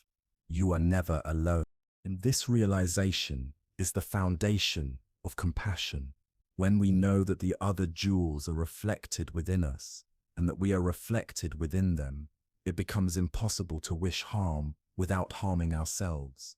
Their joy resonates within us. Our peace shines back into them. The illusion of separation dissolves, and with it, the cold ache of loneliness gives way to the warm comfort of belonging. To feel this truth in your own being, you can practice a meditation of deep looking. As you lie here, bring awareness to your breath. Notice the air moving in and out. Remember, this air is not yours. It belongs to the great shared atmosphere of the earth. The very molecules entering your lungs may once have been part of a tree in a rainforest, a wave cresting in the sea, or even the breath of someone you love. With every inhalation, you are in silent, intimate communion with all of life. Now bring awareness to your body. Feel its weight, its warmth. See that this body is not a separate thing. It is made entirely of non-body elements: food, water, light, earth. It is a temporary, miraculous gathering of the cosmos. Your parents and ancestors are present in every cell, their stories woven into your DNA. The stars themselves shine in the minerals of your bones. You are not apart from the universe. You are the universe, briefly gathered in this human form. Next, let your mind rest on someone you love. Feel the invisible thread of connection between your jewel and theirs. Notice how their happiness warms you, how their pain touches you. This thread is real, even across distance. Now expand this vision outward. Picture all the people in your town, each one a shining jewel. See the people across your country, across the entire world, each breathing the same air, each carried by the same earth, each dreaming their own dream. Billions of jewels, each reflecting and sustaining the others. And there you are, shining in the great net, a jewel among jewels, your light inseparable from the light of all. You are held. You have always been held. We are supported by all the other threads. Your light is a reflection of all the other lights, and their light is a reflection of yours. Rest now in this feeling of belonging. You are not a lonely fragment. You are a vital, beautiful, and inseparable part of the whole miraculous web of existence. And now, having found our way back to the simple, undeniable reality of the present moment, we can take one final liberating step. We can begin to loosen our grip on the heaviest burden we carry of all, the story of me. All night long, our minds can be preoccupied with this character we call me. We worry about its safety. We defend its reputation. We regret its past mistakes. We project its future with endless plans. And this ongoing project of constructing, polishing, and protecting the sense of self is a full-time job, and it is utterly exhausting. The wisdom of Zen offers the ultimate rest, the permission to resign from this job, at least for tonight. The realization that the self we labor over is not as solid, not as fixed, not as real as it appears. There is an old story of a great actor renowned across the land for his role as a king. For years he played the part with such passion and mastery that audiences rose to their feet in thunderous applause. But as time went on, something strange occurred. He began to forget that he was acting. He slipped so deeply into the role that he convinced himself he truly was the king. He wore the heavy velvet robes and the golden crown, even after the curtain had fallen. He spoke to his family in a commanding, regal tone. He paced at night worrying about the fate of his kingdom, which in truth was nothing more than a painted backdrop on a wooden stage. The weight of the crown gave him headaches. The velvet robes were suffocating in the heat. The constant need to appear royal, dignified, and unshakable was a terrible strain. He was no longer a free man. He was a prisoner of his own role. One afternoon, while walking through a village in his full costume, he noticed a young child staring at him with wide eyes. The child had never been to a theater and had no concept of kings. With innocent curiosity, he tugged on the actor's sleeve and asked, "Mister, why are you wearing such funny clothes? And why do you look so sad?" The question pierced the actor's delusion like sunlight breaking through clouds. He looked down at the heavy robes, at the ridiculous crown pressing into his skull. He saw the absurdity of his burden, and then he laughed. It was not a shallow laugh. It was a laugh of profound relief. He was not a king. He was simply an actor. He had a name, a family, a life outside the stage. The kingdom's problems were not his to solve. The endless weight of dignity was not his to carry. That evening, for the first time in years, he went home, laid aside the crown and robes, and sat down for a simple meal with his family. The food tasted sweeter. The air felt lighter. This story is a mirror for the Buddhist teaching of anatta, not self. Like the actor, we all forget we are playing roles. We wear the heavy costumes of parent, professional, student, friend. We take on the subtler costumes too, the role of the competent one, the strong one, the anxious one, the broken one. We wear them so tightly that we forget they are not who we are. They are just roles, just costumes, just story. The truth is lighter, freer, more spacious than any identity we cling to. The anxious one, the successful one, the not good enough one, the one who always has to keep it all together. We mistake these roles, these costumes, for who we truly are. We cling to them as if they were our essence.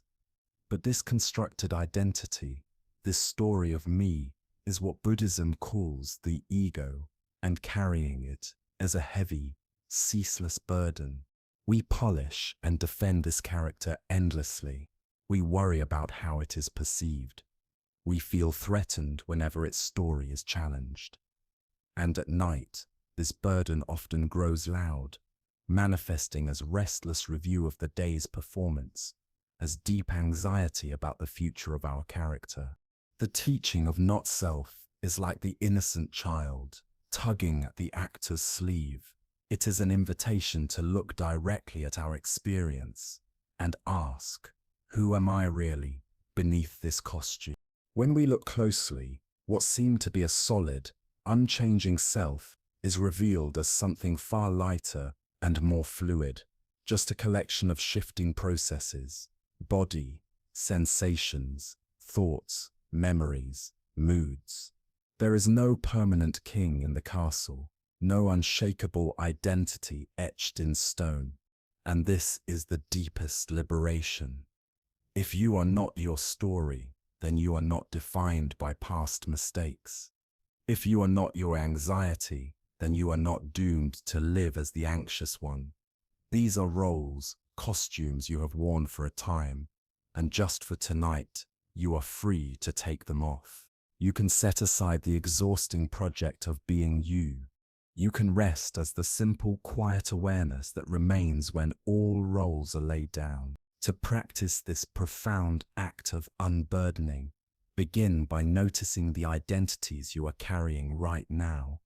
Perhaps you say softly to yourself, "Tonight, I am wearing the costume of someone worried about work." Or, "I am wearing the costume of someone who feels unwell." See these not as ultimate truths, but as temporary garments. Acknowledge them with kindness. Then, in the gentle theater of your imagination, perform a simple ritual of release. Picture yourself unbuttoning the heavy coat of the warrior and letting it slip from your shoulders to the ground. Imagine lifting the fate helmet of the planner and setting it aside. Lay down the shield of having it all together. One by one, let the costumes fall. One by one, let the roles go, and then ask, what is left? Not as an idea, not as a concept, but as a direct felt sense. What remains when you are not playing any role? You may notice a quiet presence, a simple awareness, a vast and gentle spaciousness. This is closer to your true nature than any story you could talk about yourself. Just for tonight, you need not be anyone. You need not solve, manage, or defend the story of your life. The play can wait until morning.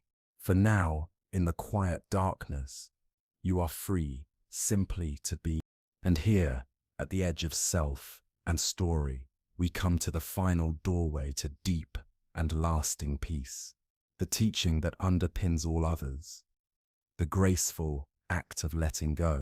It is the wisdom of surrender in a world that prizes control, striving, and determination. Surrender may sound like weakness or defeat, but in Zen, surrender is the highest expression of strength, wisdom, and trust. It is the recognition that life's greatest gifts, sleep, love, peace, cannot be forced or seized. They can only be received. Surrender is the courage to unclench the fist of control and rest with open hands. It is the wisdom of leaning back into the arms of existence itself.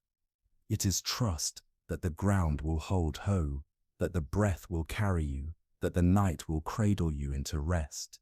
Imagine a person who has never encountered water before, standing at the edge of a calm, clear lake. Their heart races as they gaze at the peaceful surface, knowing they want to learn how to float, to let the water support them. Their teacher stands beside them, ready to guide them. With a deep breath, the person steps tentatively into the lake. Instantly, their body stiffens with fear, every muscle tensing as their instincts scream to fight. The water is unfamiliar, dangerous in their mind. Their muscles tighten further. Their body wavers as panic sets in. They desperately kick their legs, paddle their arms, and strain their neck to keep their head above the surface. But in doing so, they only begin to sink deeper. The more they fight, the more the water pulls them down. They gasp for air, struggling against the weight of their own body, but it feels impossible to stay afloat. Exhausted, desperate for help, they look to their teacher, hoping for a lifeline. The teacher does not give them a complicated explanation or offer a new technique. The teacher simply says, "Stop trying. The struggle is what is sinking you. The water knows how to hold you. You have to trust it. Lie back, take a breath, and let go. Let the water do the work." These words feel almost impossible to follow. Every survival instinct screams against it. How could letting go possibly work? How could stopping the struggle allow them to stay afloat? But after a few moments of gasping for air and realizing they have no other option, they take a deep, they lie back gently, their mind racing with fear.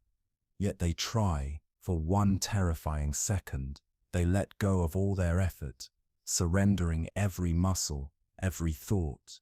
The tension in their neck, their shoulders, their arms and legs melts away, and in that instant, something miraculous happens.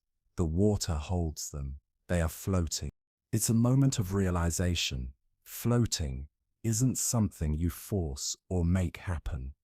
It's not an act of doing. It's the natural result of not doing. It is a delicate balance between the body and the water. It requires complete surrender, trust, and letting go. In the water, there is no fight, no resistance. Only the gentle support of the lake beneath them, holding them up effortlessly. Now consider our relationship with sleep. It's much the same as our relationship with the water. When we experience anxiety, stress, or an overactive mind, it is as though we are thrashing about in the water. We are trying to control the process of sleep, desperately holding ourselves up, convinced that if we let go, we will sink into the darkness. The harder we struggle, the less we float.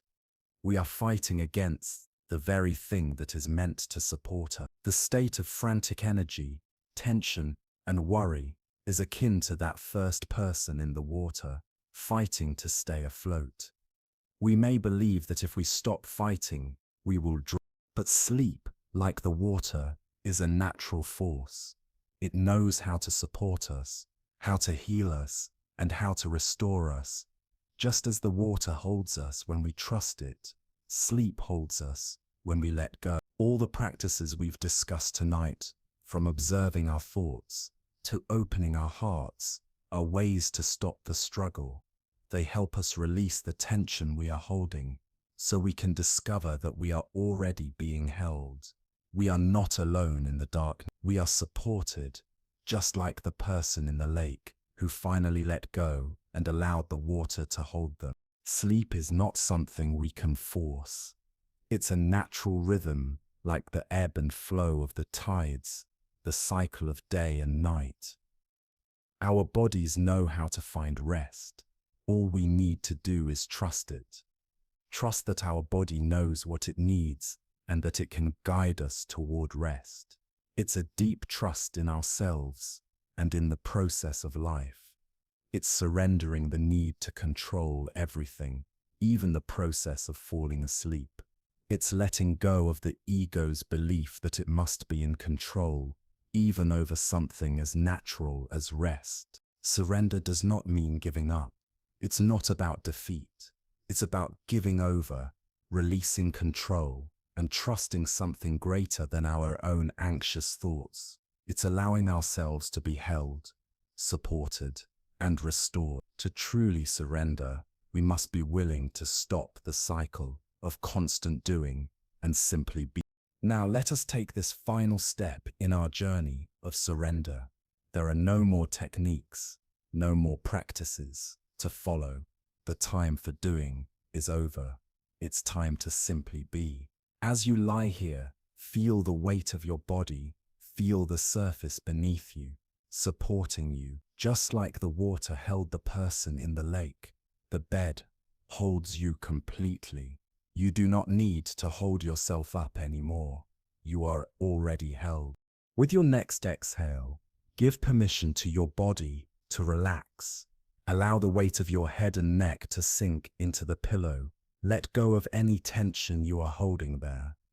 As you exhale in, feel your shoulders and arms grow heavy. Release the tension in your limbs, in your chest, in your entire body. You do not need to try. You only need to trust.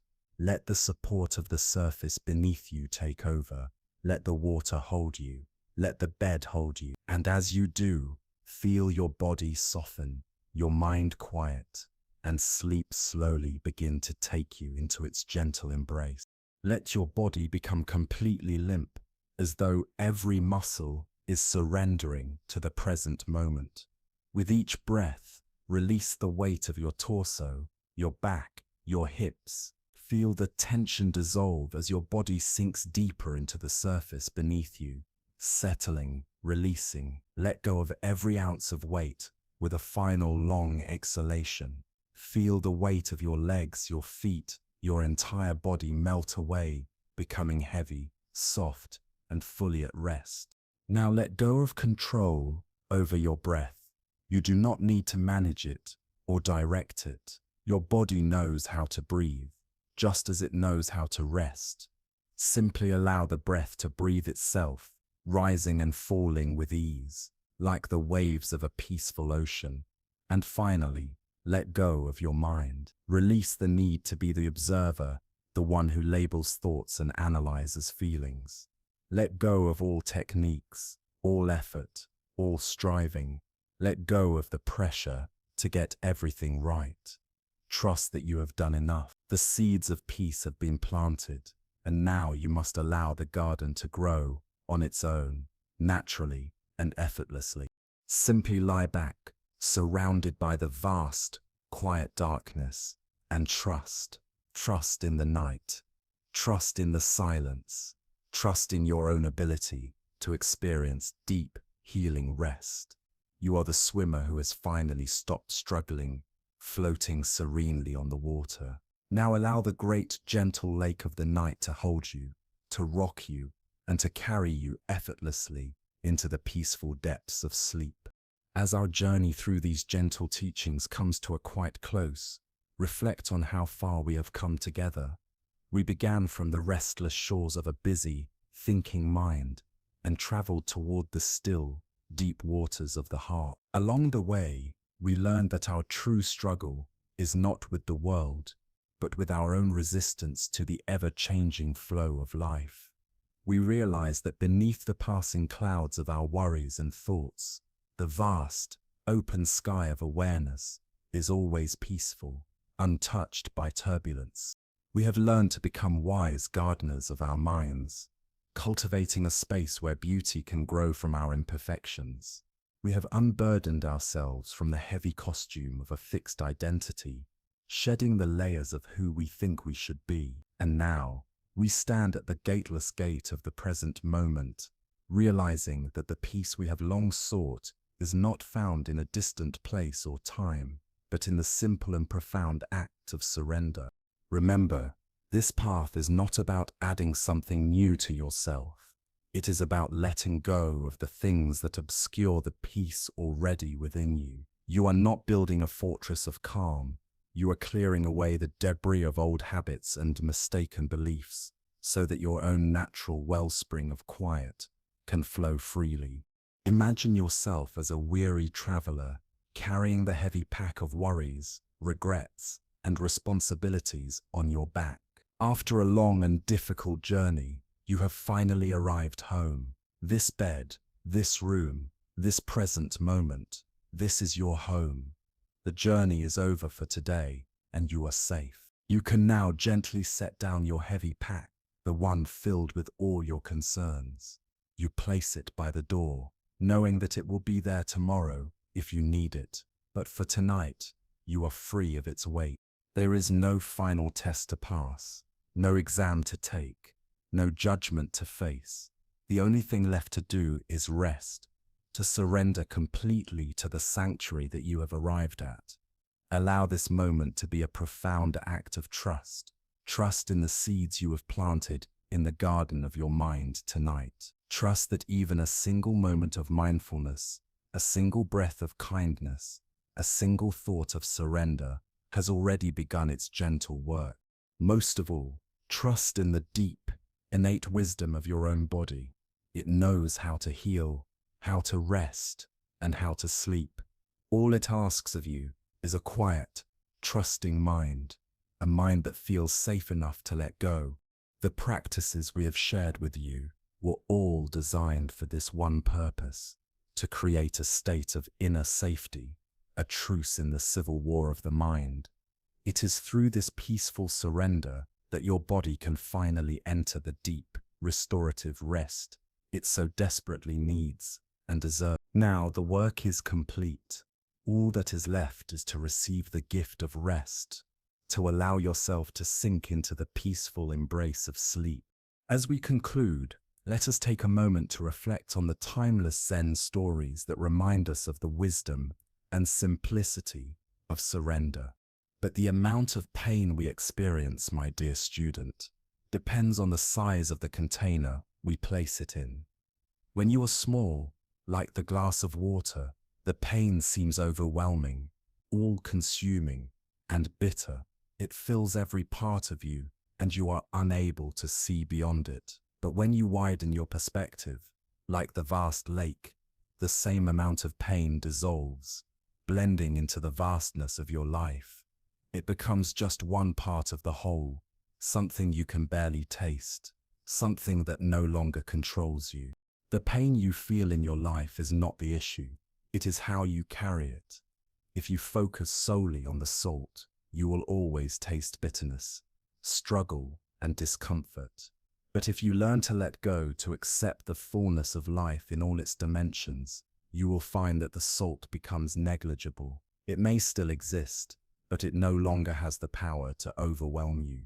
The young apprentice sat in silence, the lesson settling in his heart. He understood now that the suffering in his life, the complaints he had so often voiced, were not signs of an unjust world. They were simply part of the human experience, something that, when seen from a larger perspective, could be absorbed and understood without drowning in it. Life, like the salt, will always bring its challenges. But our task is not to eliminate the pain, for that is impossible. The task is to expand our hearts and minds so that we can hold our pain with grace, perspective, and acceptance. When we can do this, the bitterness of life becomes a flavor we can barely taste, a passing sensation in a vast ocean of experience. The master turned to his student once more, his eyes full of compassion and wisdom. You see, my dear student, life will always bring its share of suffering, just as the salt is always present in the water. But the key to peace lies not in fighting the salt, but in expanding your heart to embrace the vastness of life, to accept both the sweet and the bitter, the calm and the storm with the same open hands. Only then will you find true peace.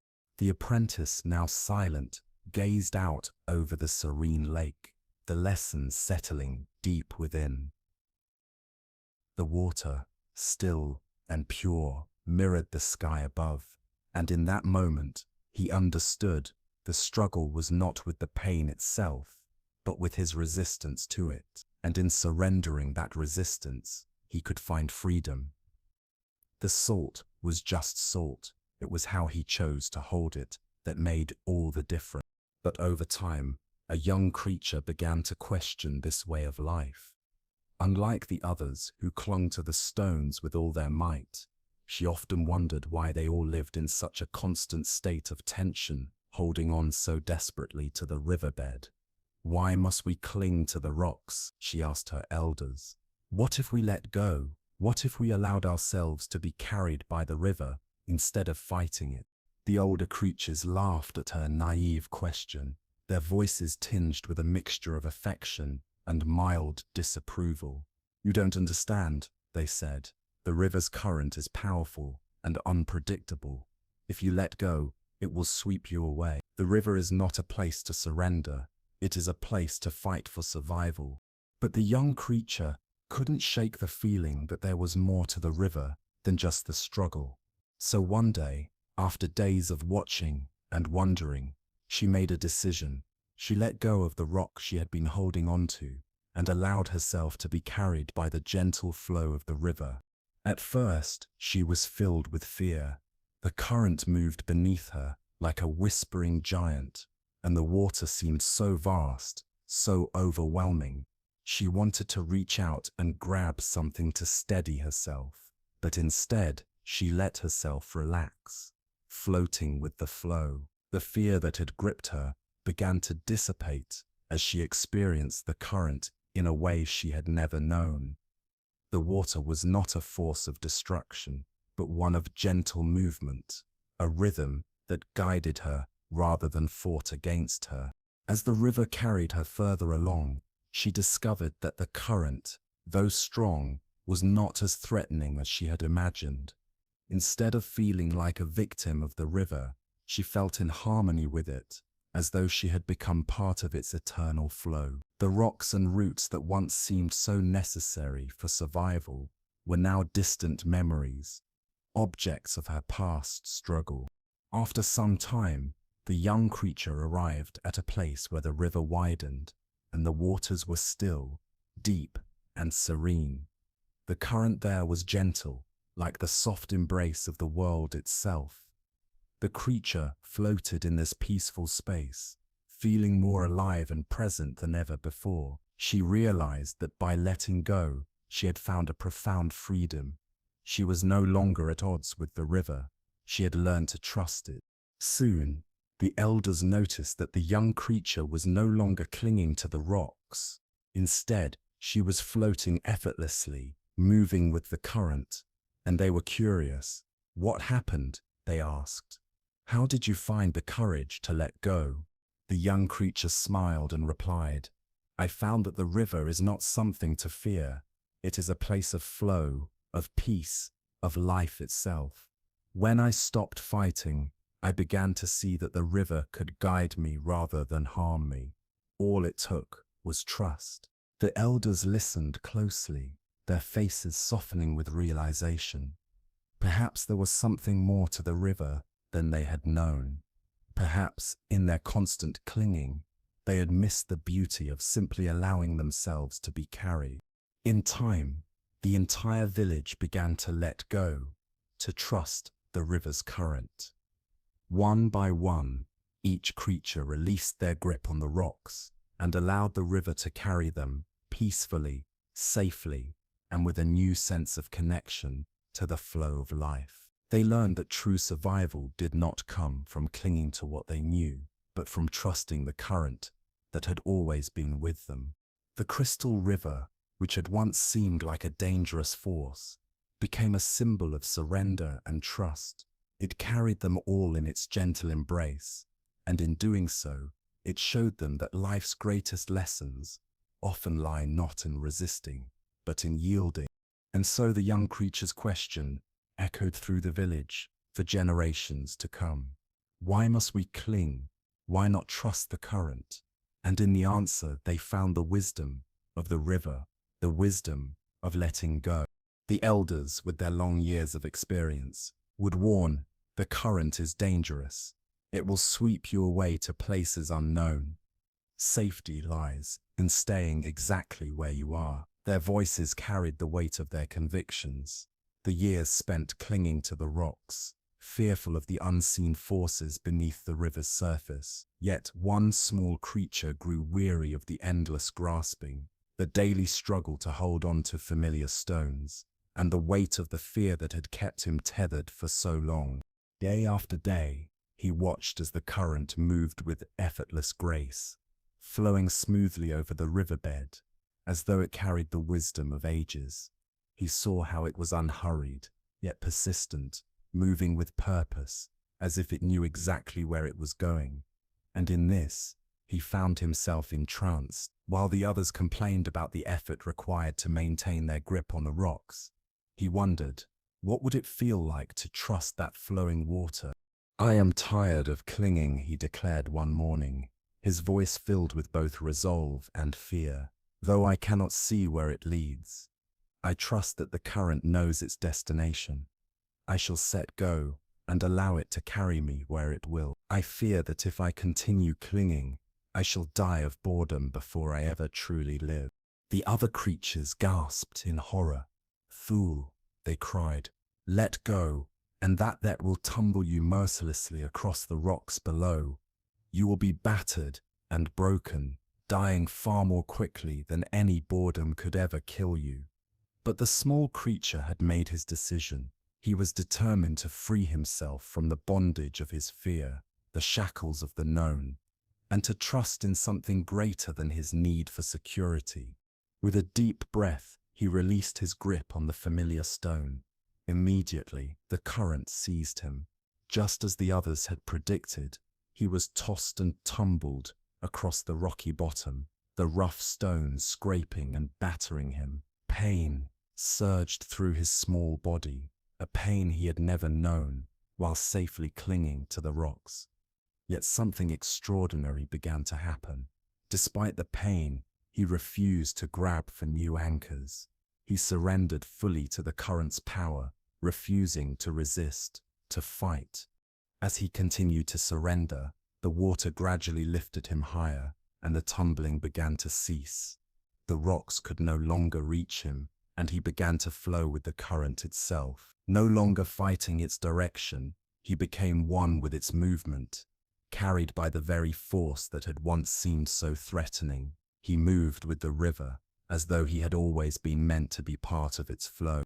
As he traveled downstream, other creatures from distant parts of the river witnessed something they had never seen before. Here was one of their own kind, yet he appeared to be flying through the water, moving with such power and elegance. "See a miracle," they cried out. "A creature like ourselves, yet he soars. Surely he is the Messiah come to save us all." The flowing creature heard their cries, and though moved with compassion for their misunderstanding, he called back to them, "I am no more Messiah than any of you. The river delights in lifting us all free, if only we dare to let go. Our true work is not clinging to the bottom, but embracing this voyage, this grand adventure of trust and flow." But the creatures, still clinging to their familiar rocks, did not hear his words. They only cried louder, "Savior, Savior."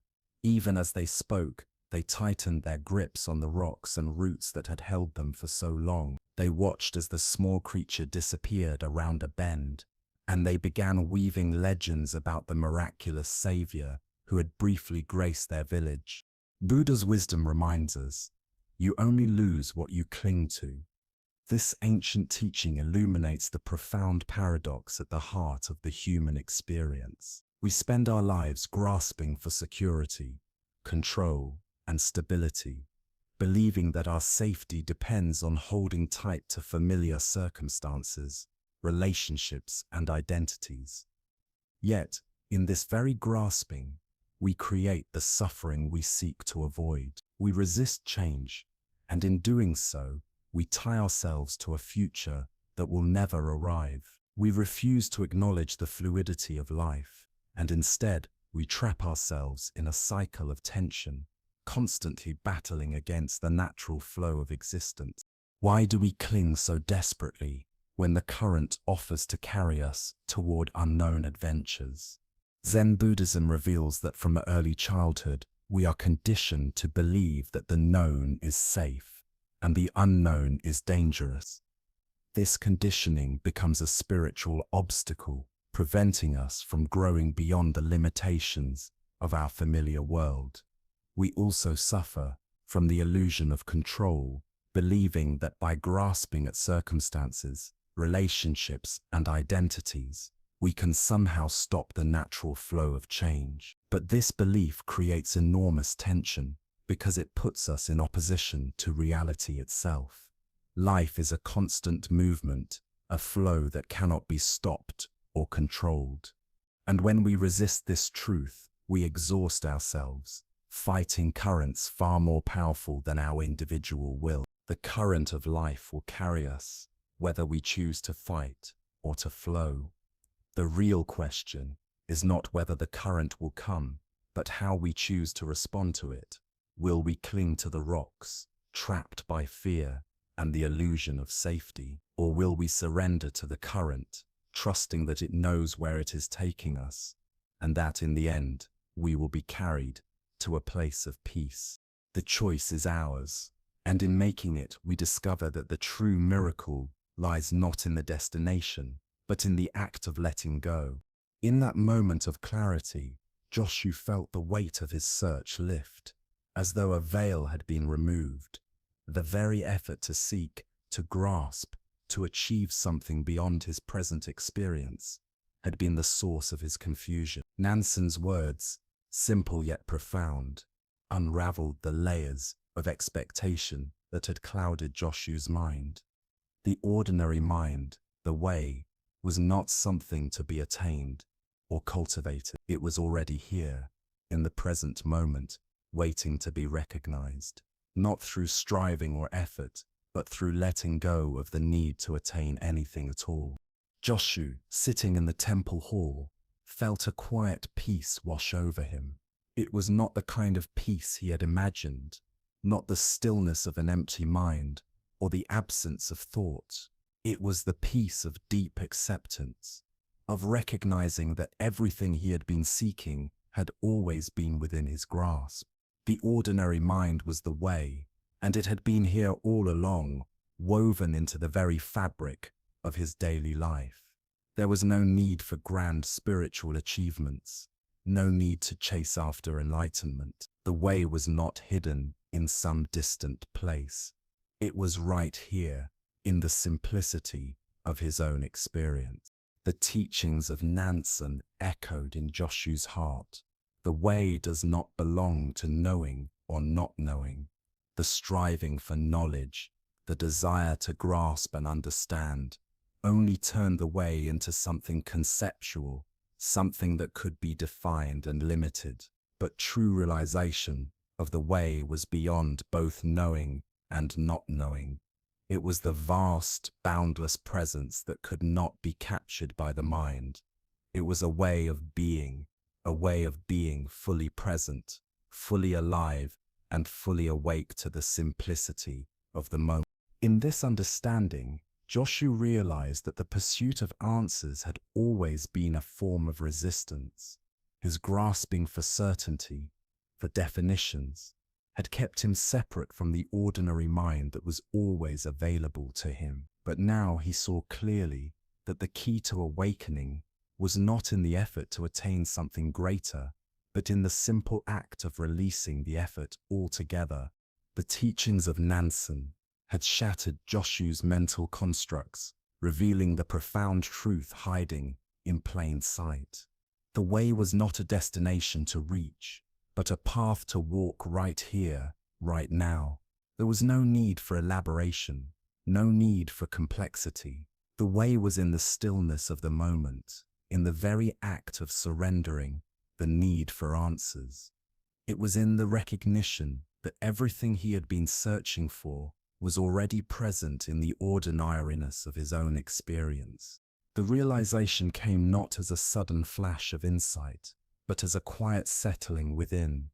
It was the understanding that everything he needed was already here, and that the way was not something to be searched for, but to be lived. The ordinary mind was not something to attain.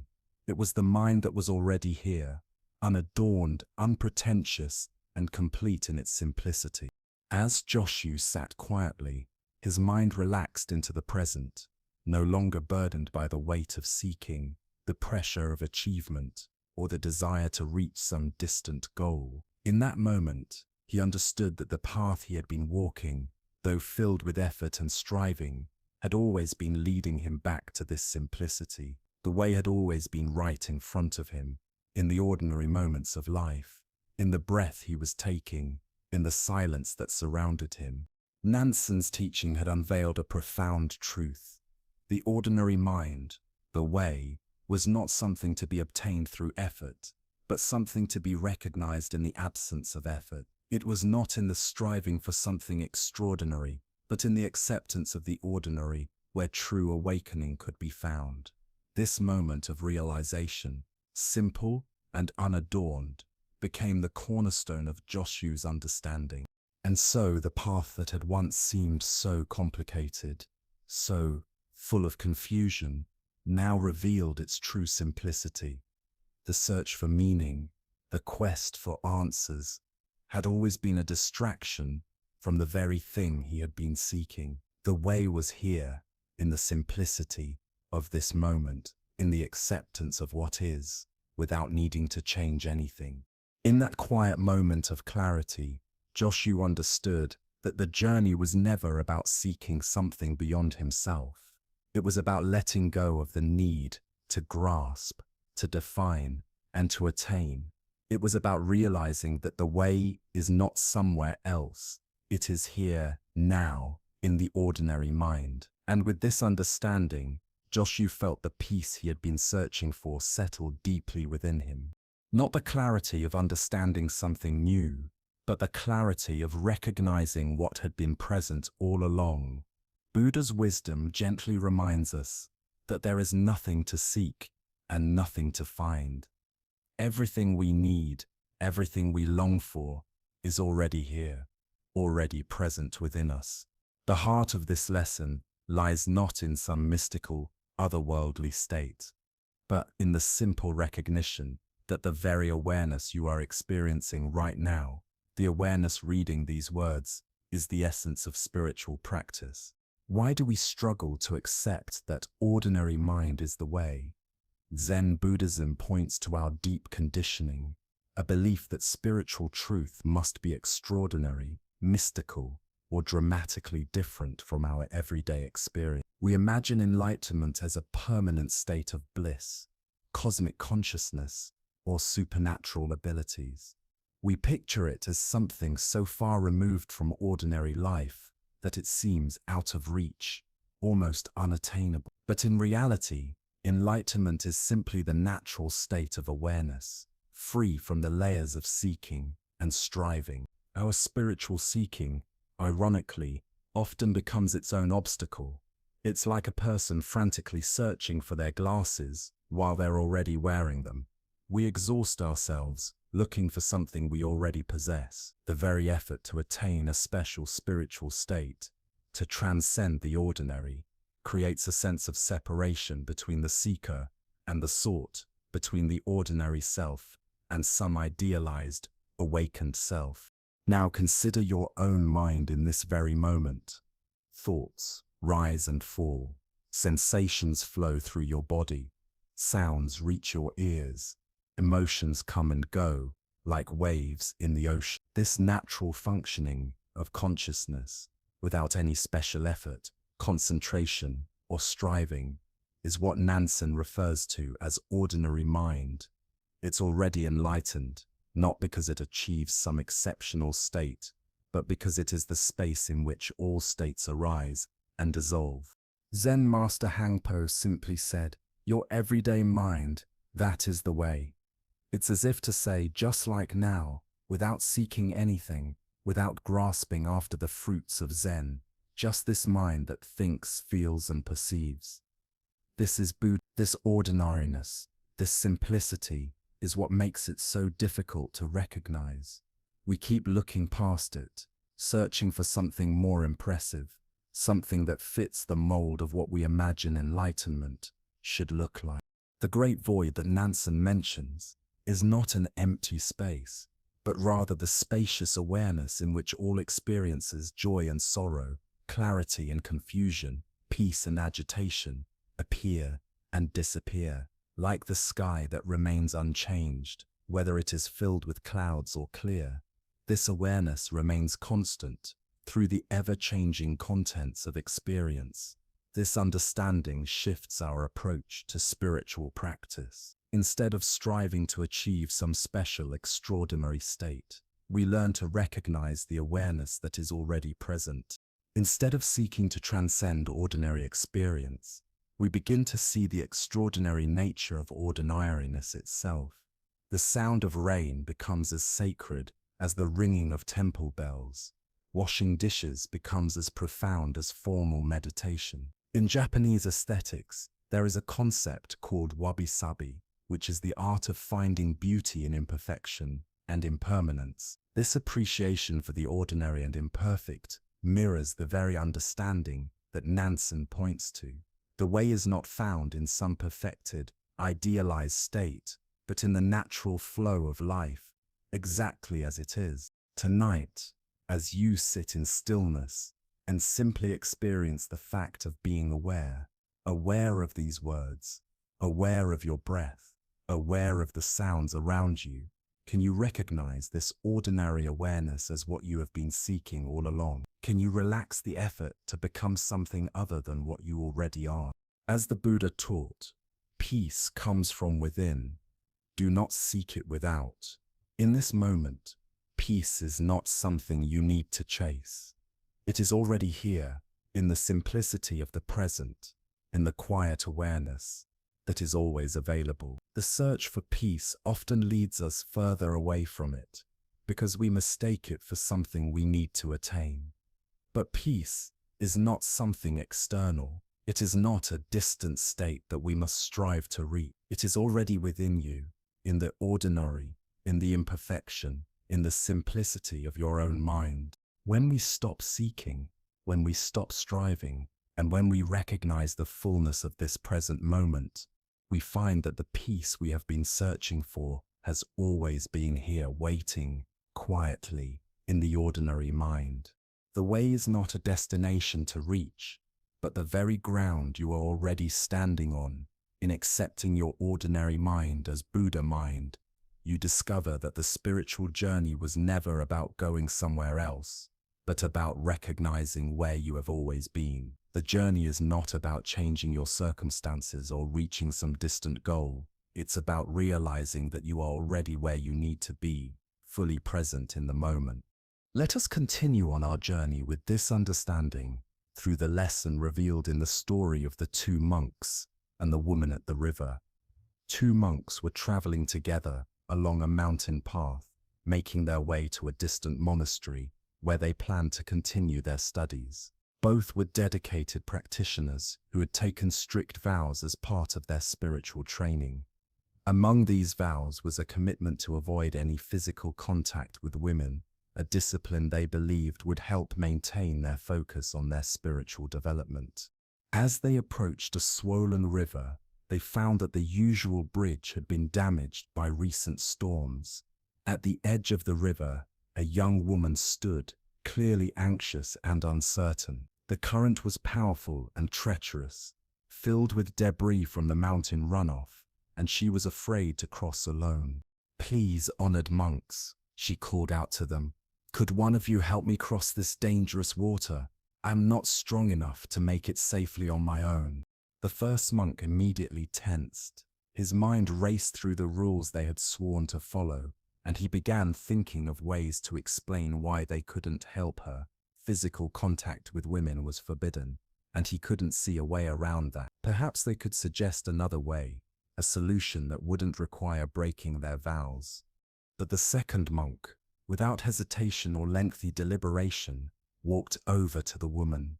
Without any mental resistance or conflict, he gently lifted her onto his shoulders and carried her across the dangerous current, ensuring her fervor with each careful step. When they reached the other side, he gently set her down on solid ground. She bowed to both monks in gratitude before continuing on her way. The two monks resumed their journey, but the atmosphere between them had shifted. The first monk walked in silence, his thoughts churning. He was unsettled by what had just occurred, and with each passing hour, the internal tension within him grew. Finally, unable to hold his distress any longer, he burst out, "Brother, I cannot understand your behavior at the river. Our training explicitly teaches us to avoid any physical contact with women, yet you picked that woman up and carried her across the water. How could you so blatantly violate our sacred vows?" The second monk looked at him with gentle surprise.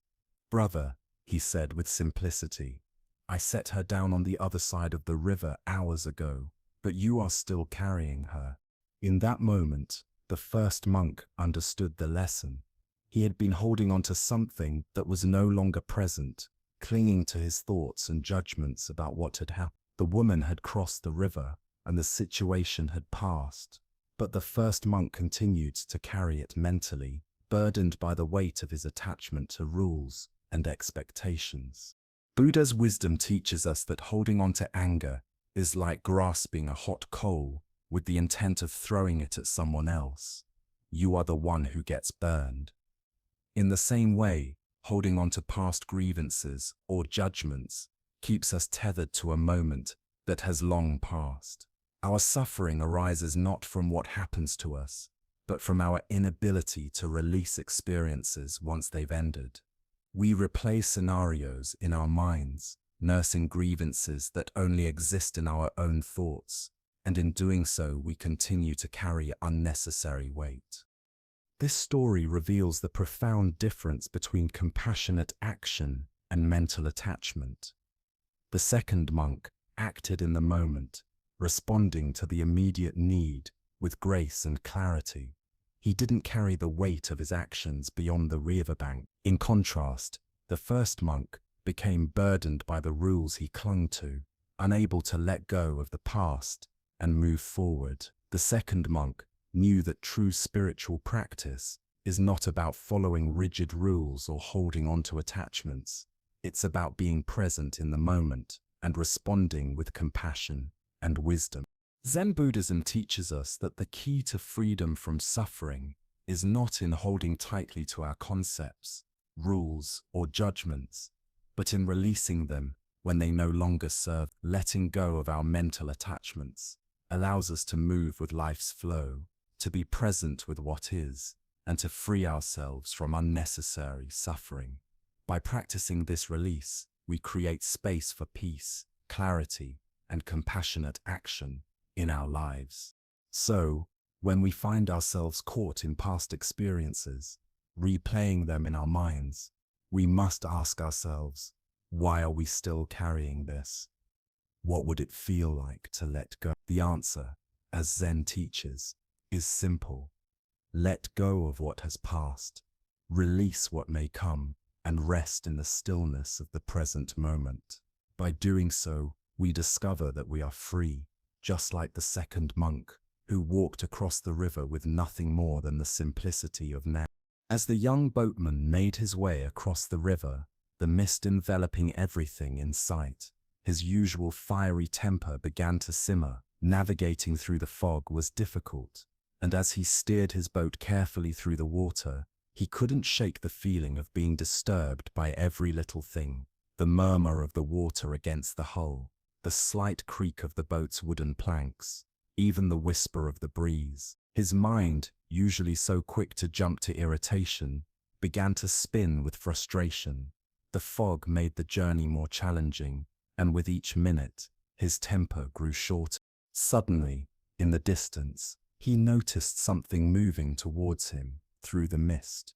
It was another boat, seemingly out of nowhere. The boatman couldn't see the figure clearly, but it appeared to be moving directly into his path. His irritation flared immediately. How dare this other boatman be so careless? Doesn't he know how to navigate in fog? The boatman's heart began to race, and a wave of anger washed over him. As the boats drew closer, the young boatman prepared himself for a confrontation. He gripped the oars tightly, ready to shout or even crash into the other boat to teach the careless boatman a lesson. But as the two boats neared, something strange happened. The other boat didn't turn or adjust. In fact, it didn't move at all. The boatman's mind raced. He couldn't see anyone inside the boat. Confused, and now even more agitated, he rowed closer and, still furious, reached out to push the boat away. As he reached for the boat, he realized, with a sudden shock, that there was no one in the boat at all. It was empty. The boatman paused, his hand still hovering over the empty vessel. His heart, which had been racing with anger only moments before, now began to slow. A quiet realization started to dawn on him. He had been angry at something that was not even real. He had projected his frustration onto this empty boat, and in doing so, he had allowed his own mind to become consumed by anger. In that moment, everything shifted. The fog didn't seem as thick anymore. The water felt less oppressive.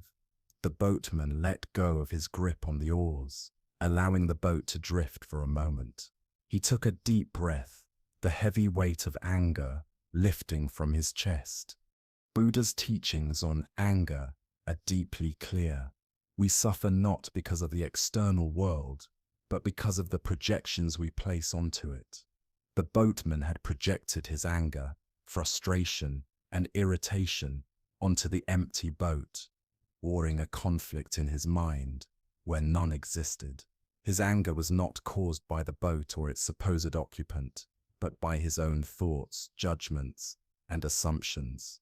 This story reveals the profound nature of projection. When we become angry or upset, we often project our own internal conflicts onto the world around us.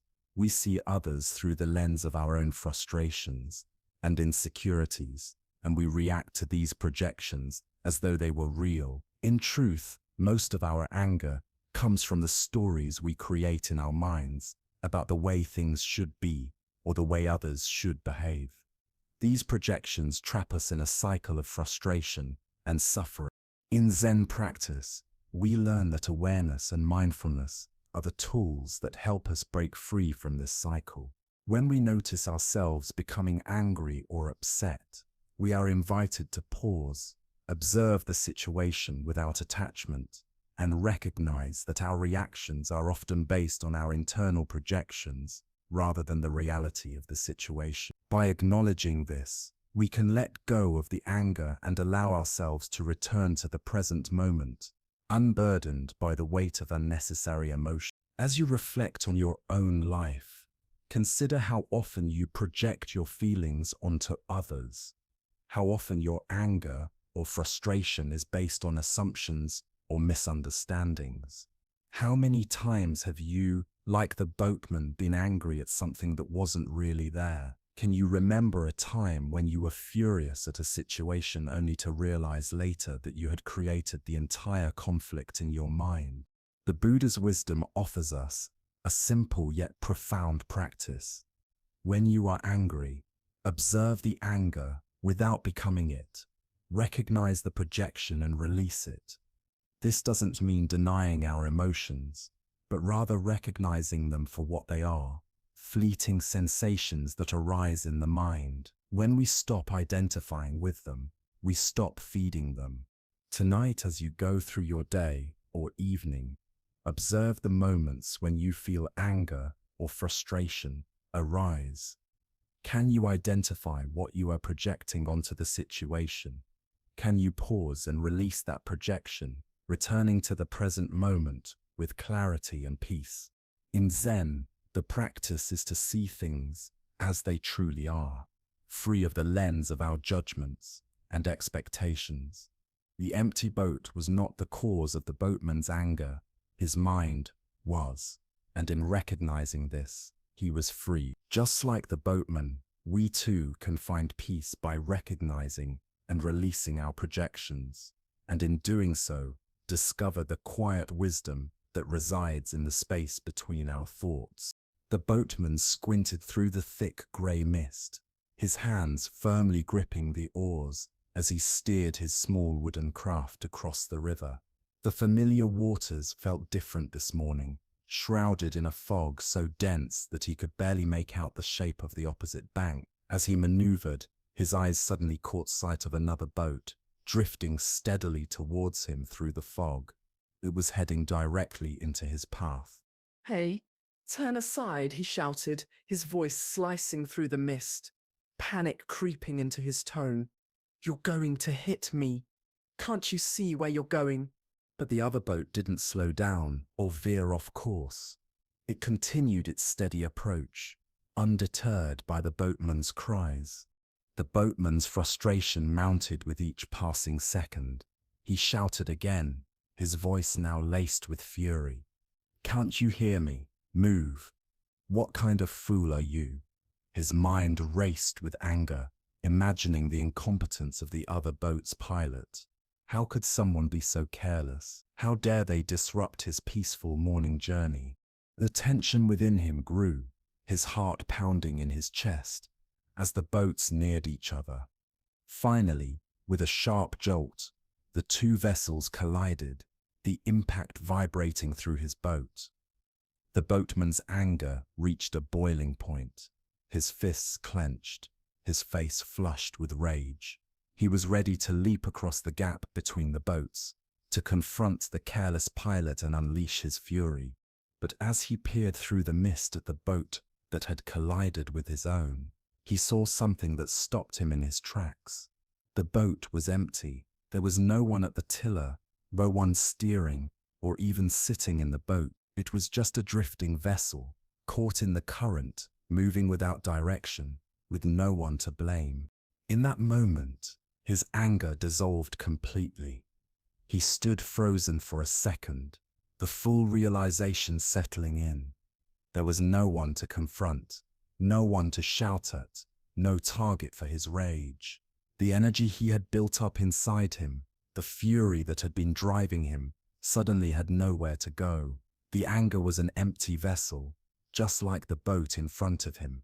With a deep breath, he pushed the empty boat gently away from his own and resumed his journey. The mist around him seemed to lift, and the water felt calm again.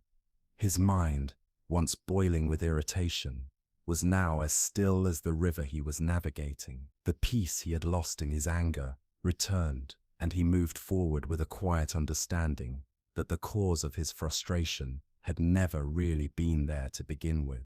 Buddha's wisdom teaches us that holding on to anger is like drinking poison and expecting the other person to die. The true heart of this lesson lies in recognizing that much of our anger is directed at empty boats, projections of malice and intent where none exists. This story reveals a deep truth about human reactivity. We often create stories in our minds about the motivations and intentions of others that lead us to suffering. Much of our emotional pain comes not from the actions of others, but from the narratives we spin around those actions. We assume someone has wronged us when, in reality, their actions may have nothing to do with us at all. We create imaginary pilots for empty boats, attaching our anger to actions that, when examined more closely, reveal no malicious intent. Why do we do this? Why do we so readily populate empty boats with imaginary drivers to blame? One reason is that our minds are conditioned to quickly assess situations and attribute agency to them. This survival instinct, which helped our ancestors distinguish between a rustling bush caused by wind and a potential predator in the shadows, has evolved into a tendency to quickly assign negative intent in social situations. We project our emotions onto the actions of others without considering the full context. Consider your daily interactions. When someone cuts you off in traffic, do you immediately assume they are inconsiderate and selfish? When a colleague ignores your greeting, do you assume they are being rude or dismissive? When a friend cancels plans at the last minute, do you take it personally, interpreting it as a sign that they don't value your friendship? In each of these situations, you may be creating a pilot for an empty boat. The driver who cut you off might be rushing to get to the hospital with a sick family member. The colleague who didn't return your greeting might be dealing with personal issues or deep sadness. Your friend who cancelled plans might be struggling with anxiety or other emotional challenges. Most people's actions are driven by their internal experiences, not by an intention to harm others. Zen master Hangpo taught, "The foolish reject what they see, not what they think. The wise reject what they think, not what they see." This teaching points to the profound importance of seeing things as they are, without the filter of our assumptions, judgments, or projections. When we reject the stories we create in our minds, we free ourselves from the suffering those stories cause. In Zen practice, we learn to observe our reactions without clinging to them, to see our anger and frustration without immediately acting on them.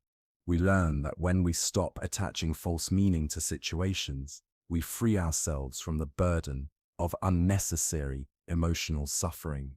Tonight, as you reflect on your interactions and experiences, can you notice when you are projecting anger or frustration onto an empty boat?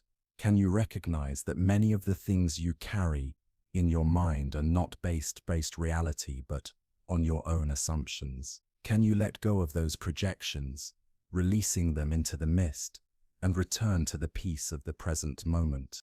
As Buddha's wisdom reminds us, in the end, only three things matter: how well we have lived, how well we have loved, and how well we have learned to let go. True spiritual practice is not about following rigid rules or trying to control every situation, but about responding to the present moment with clarity, compassion, and an open heart. It's about letting go of the imaginary pilots and empty boats we carry, and simply allowing ourselves to be carried forward by the current of life. When we react to our interpretations rather than to what actually happened, we're fighting empty boats. This doesn't mean we become passive or fail to set healthy boundaries when necessary. If someone's behavior affects you negatively, it's possible to address it with clarity and kindness without creating elaborate stories about their intentions. You can say, "When you interrupted me, I felt unheard," rather than assuming, "You're always so disrespectful and self-centered." The practice here is to pause when anger arises and ask yourself, am I reacting to what actually happened or to the story I'm telling myself about what happened? Am I angry at the person's actions or at the imaginary pilots I've placed in their empty boat? In Zen meditation, we learn to observe our thoughts and emotions as transient phenomena, not as absolute truths. When anger arises, instead of immediately believing it or acting on it, we can notice that anger is here and we can ask, what story is my mind creating? What am I assuming about this person's intentions? By doing so, we begin to see our emotions more clearly without being overwhelmed by them. The Buddha's wisdom is clear. You will not be punished for your anger. You will be punished by your anger. Each time we populate an empty boat with a malicious pilot, we create unnecessary suffering for ourselves. Each time we remember that most boats are simply drifting with the current, we free ourselves from the burden of reactivity. Tonight, as you reflect on recent moments of frustration or anger, can you identify which boats were truly piloted and which were empty? Can you feel the difference in your body between reacting to harmful intent versus responding to simple circumstance? As the Buddha taught, peace comes from within. Do not seek it without. When we stop fighting empty boats, we discover that peace was available all along, in the simplicity of our own awareness and in our ability to release what no longer serves us. Now let us rest here together in this final stillness. Find a comfortable position and gently allow your eyes to close if they are not already. Take one slow, deep breath in, and as you breathe out, release a soft sigh, letting go of any remaining effort. Let your body become heavy, supported, and completely at ease.